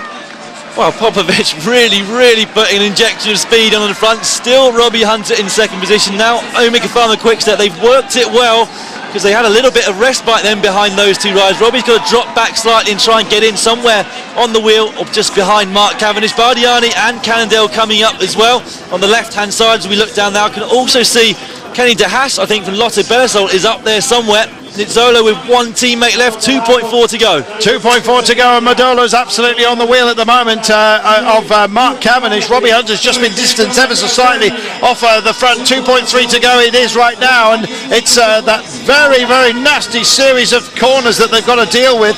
Don't forget, after the Flamme Rouge, there is 2 corners, 2 90 degrees, and then a lazy right-hander before they finally get to speed up and go for home. And August Shimano and Mezec, I think, are driving into position here, just behind Modolo. 2 riders now left in front of Mark Cavendish from the Amiga team. That's not enough to do a full lead out with 2 kilometres still left to go.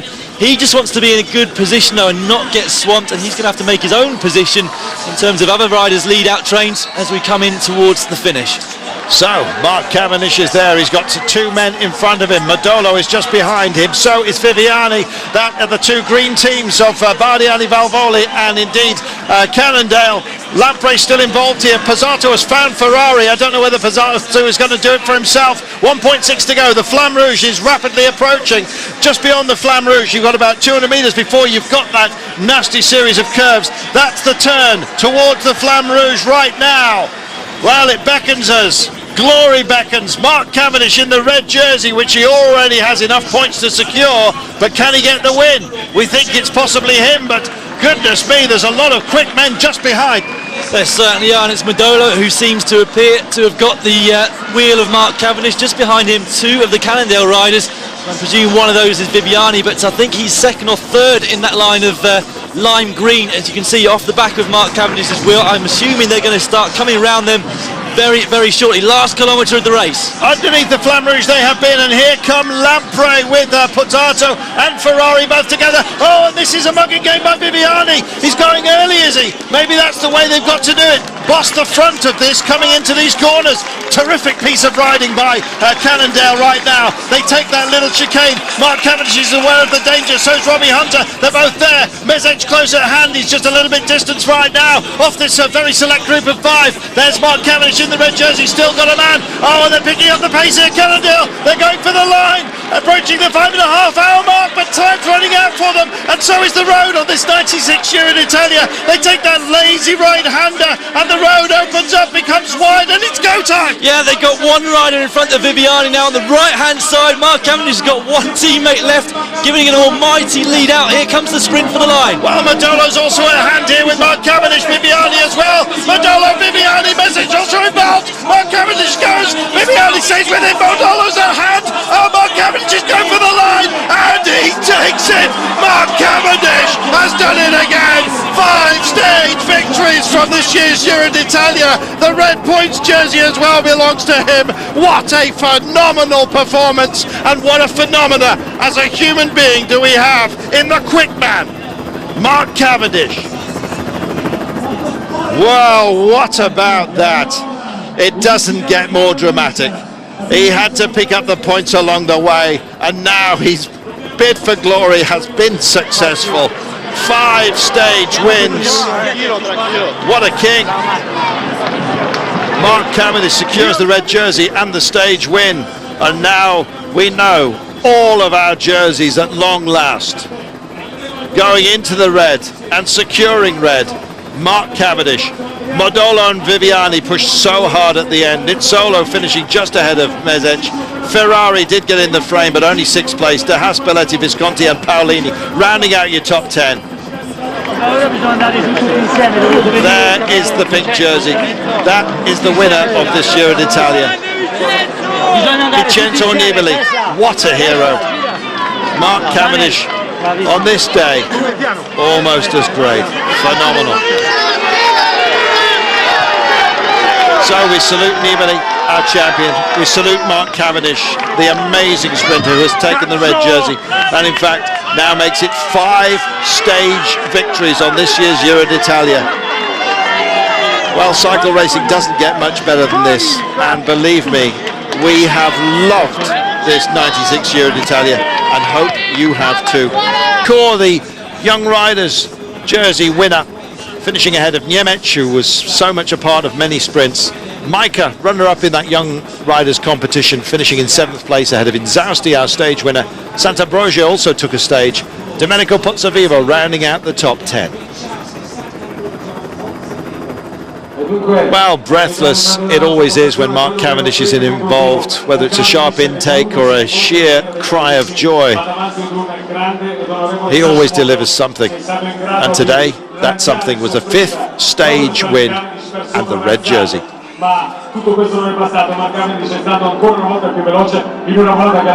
run for the line, well, very few have been more important than this. Average speed of today's race, 37.62 kilometers per hour. They were a lot quicker than that at the very end. Quickest of all was Mark Cavendish.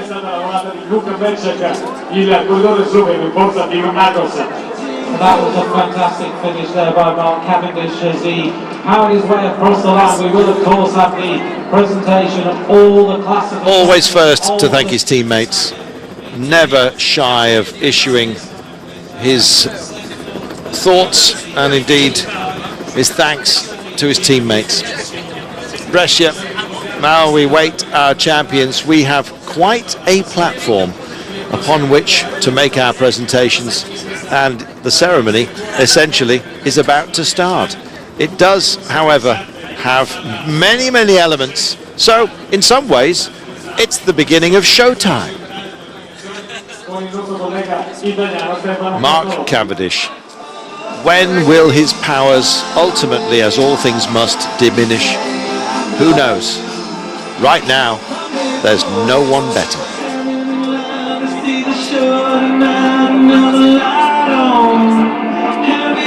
There, our champion, coming home amongst the first group.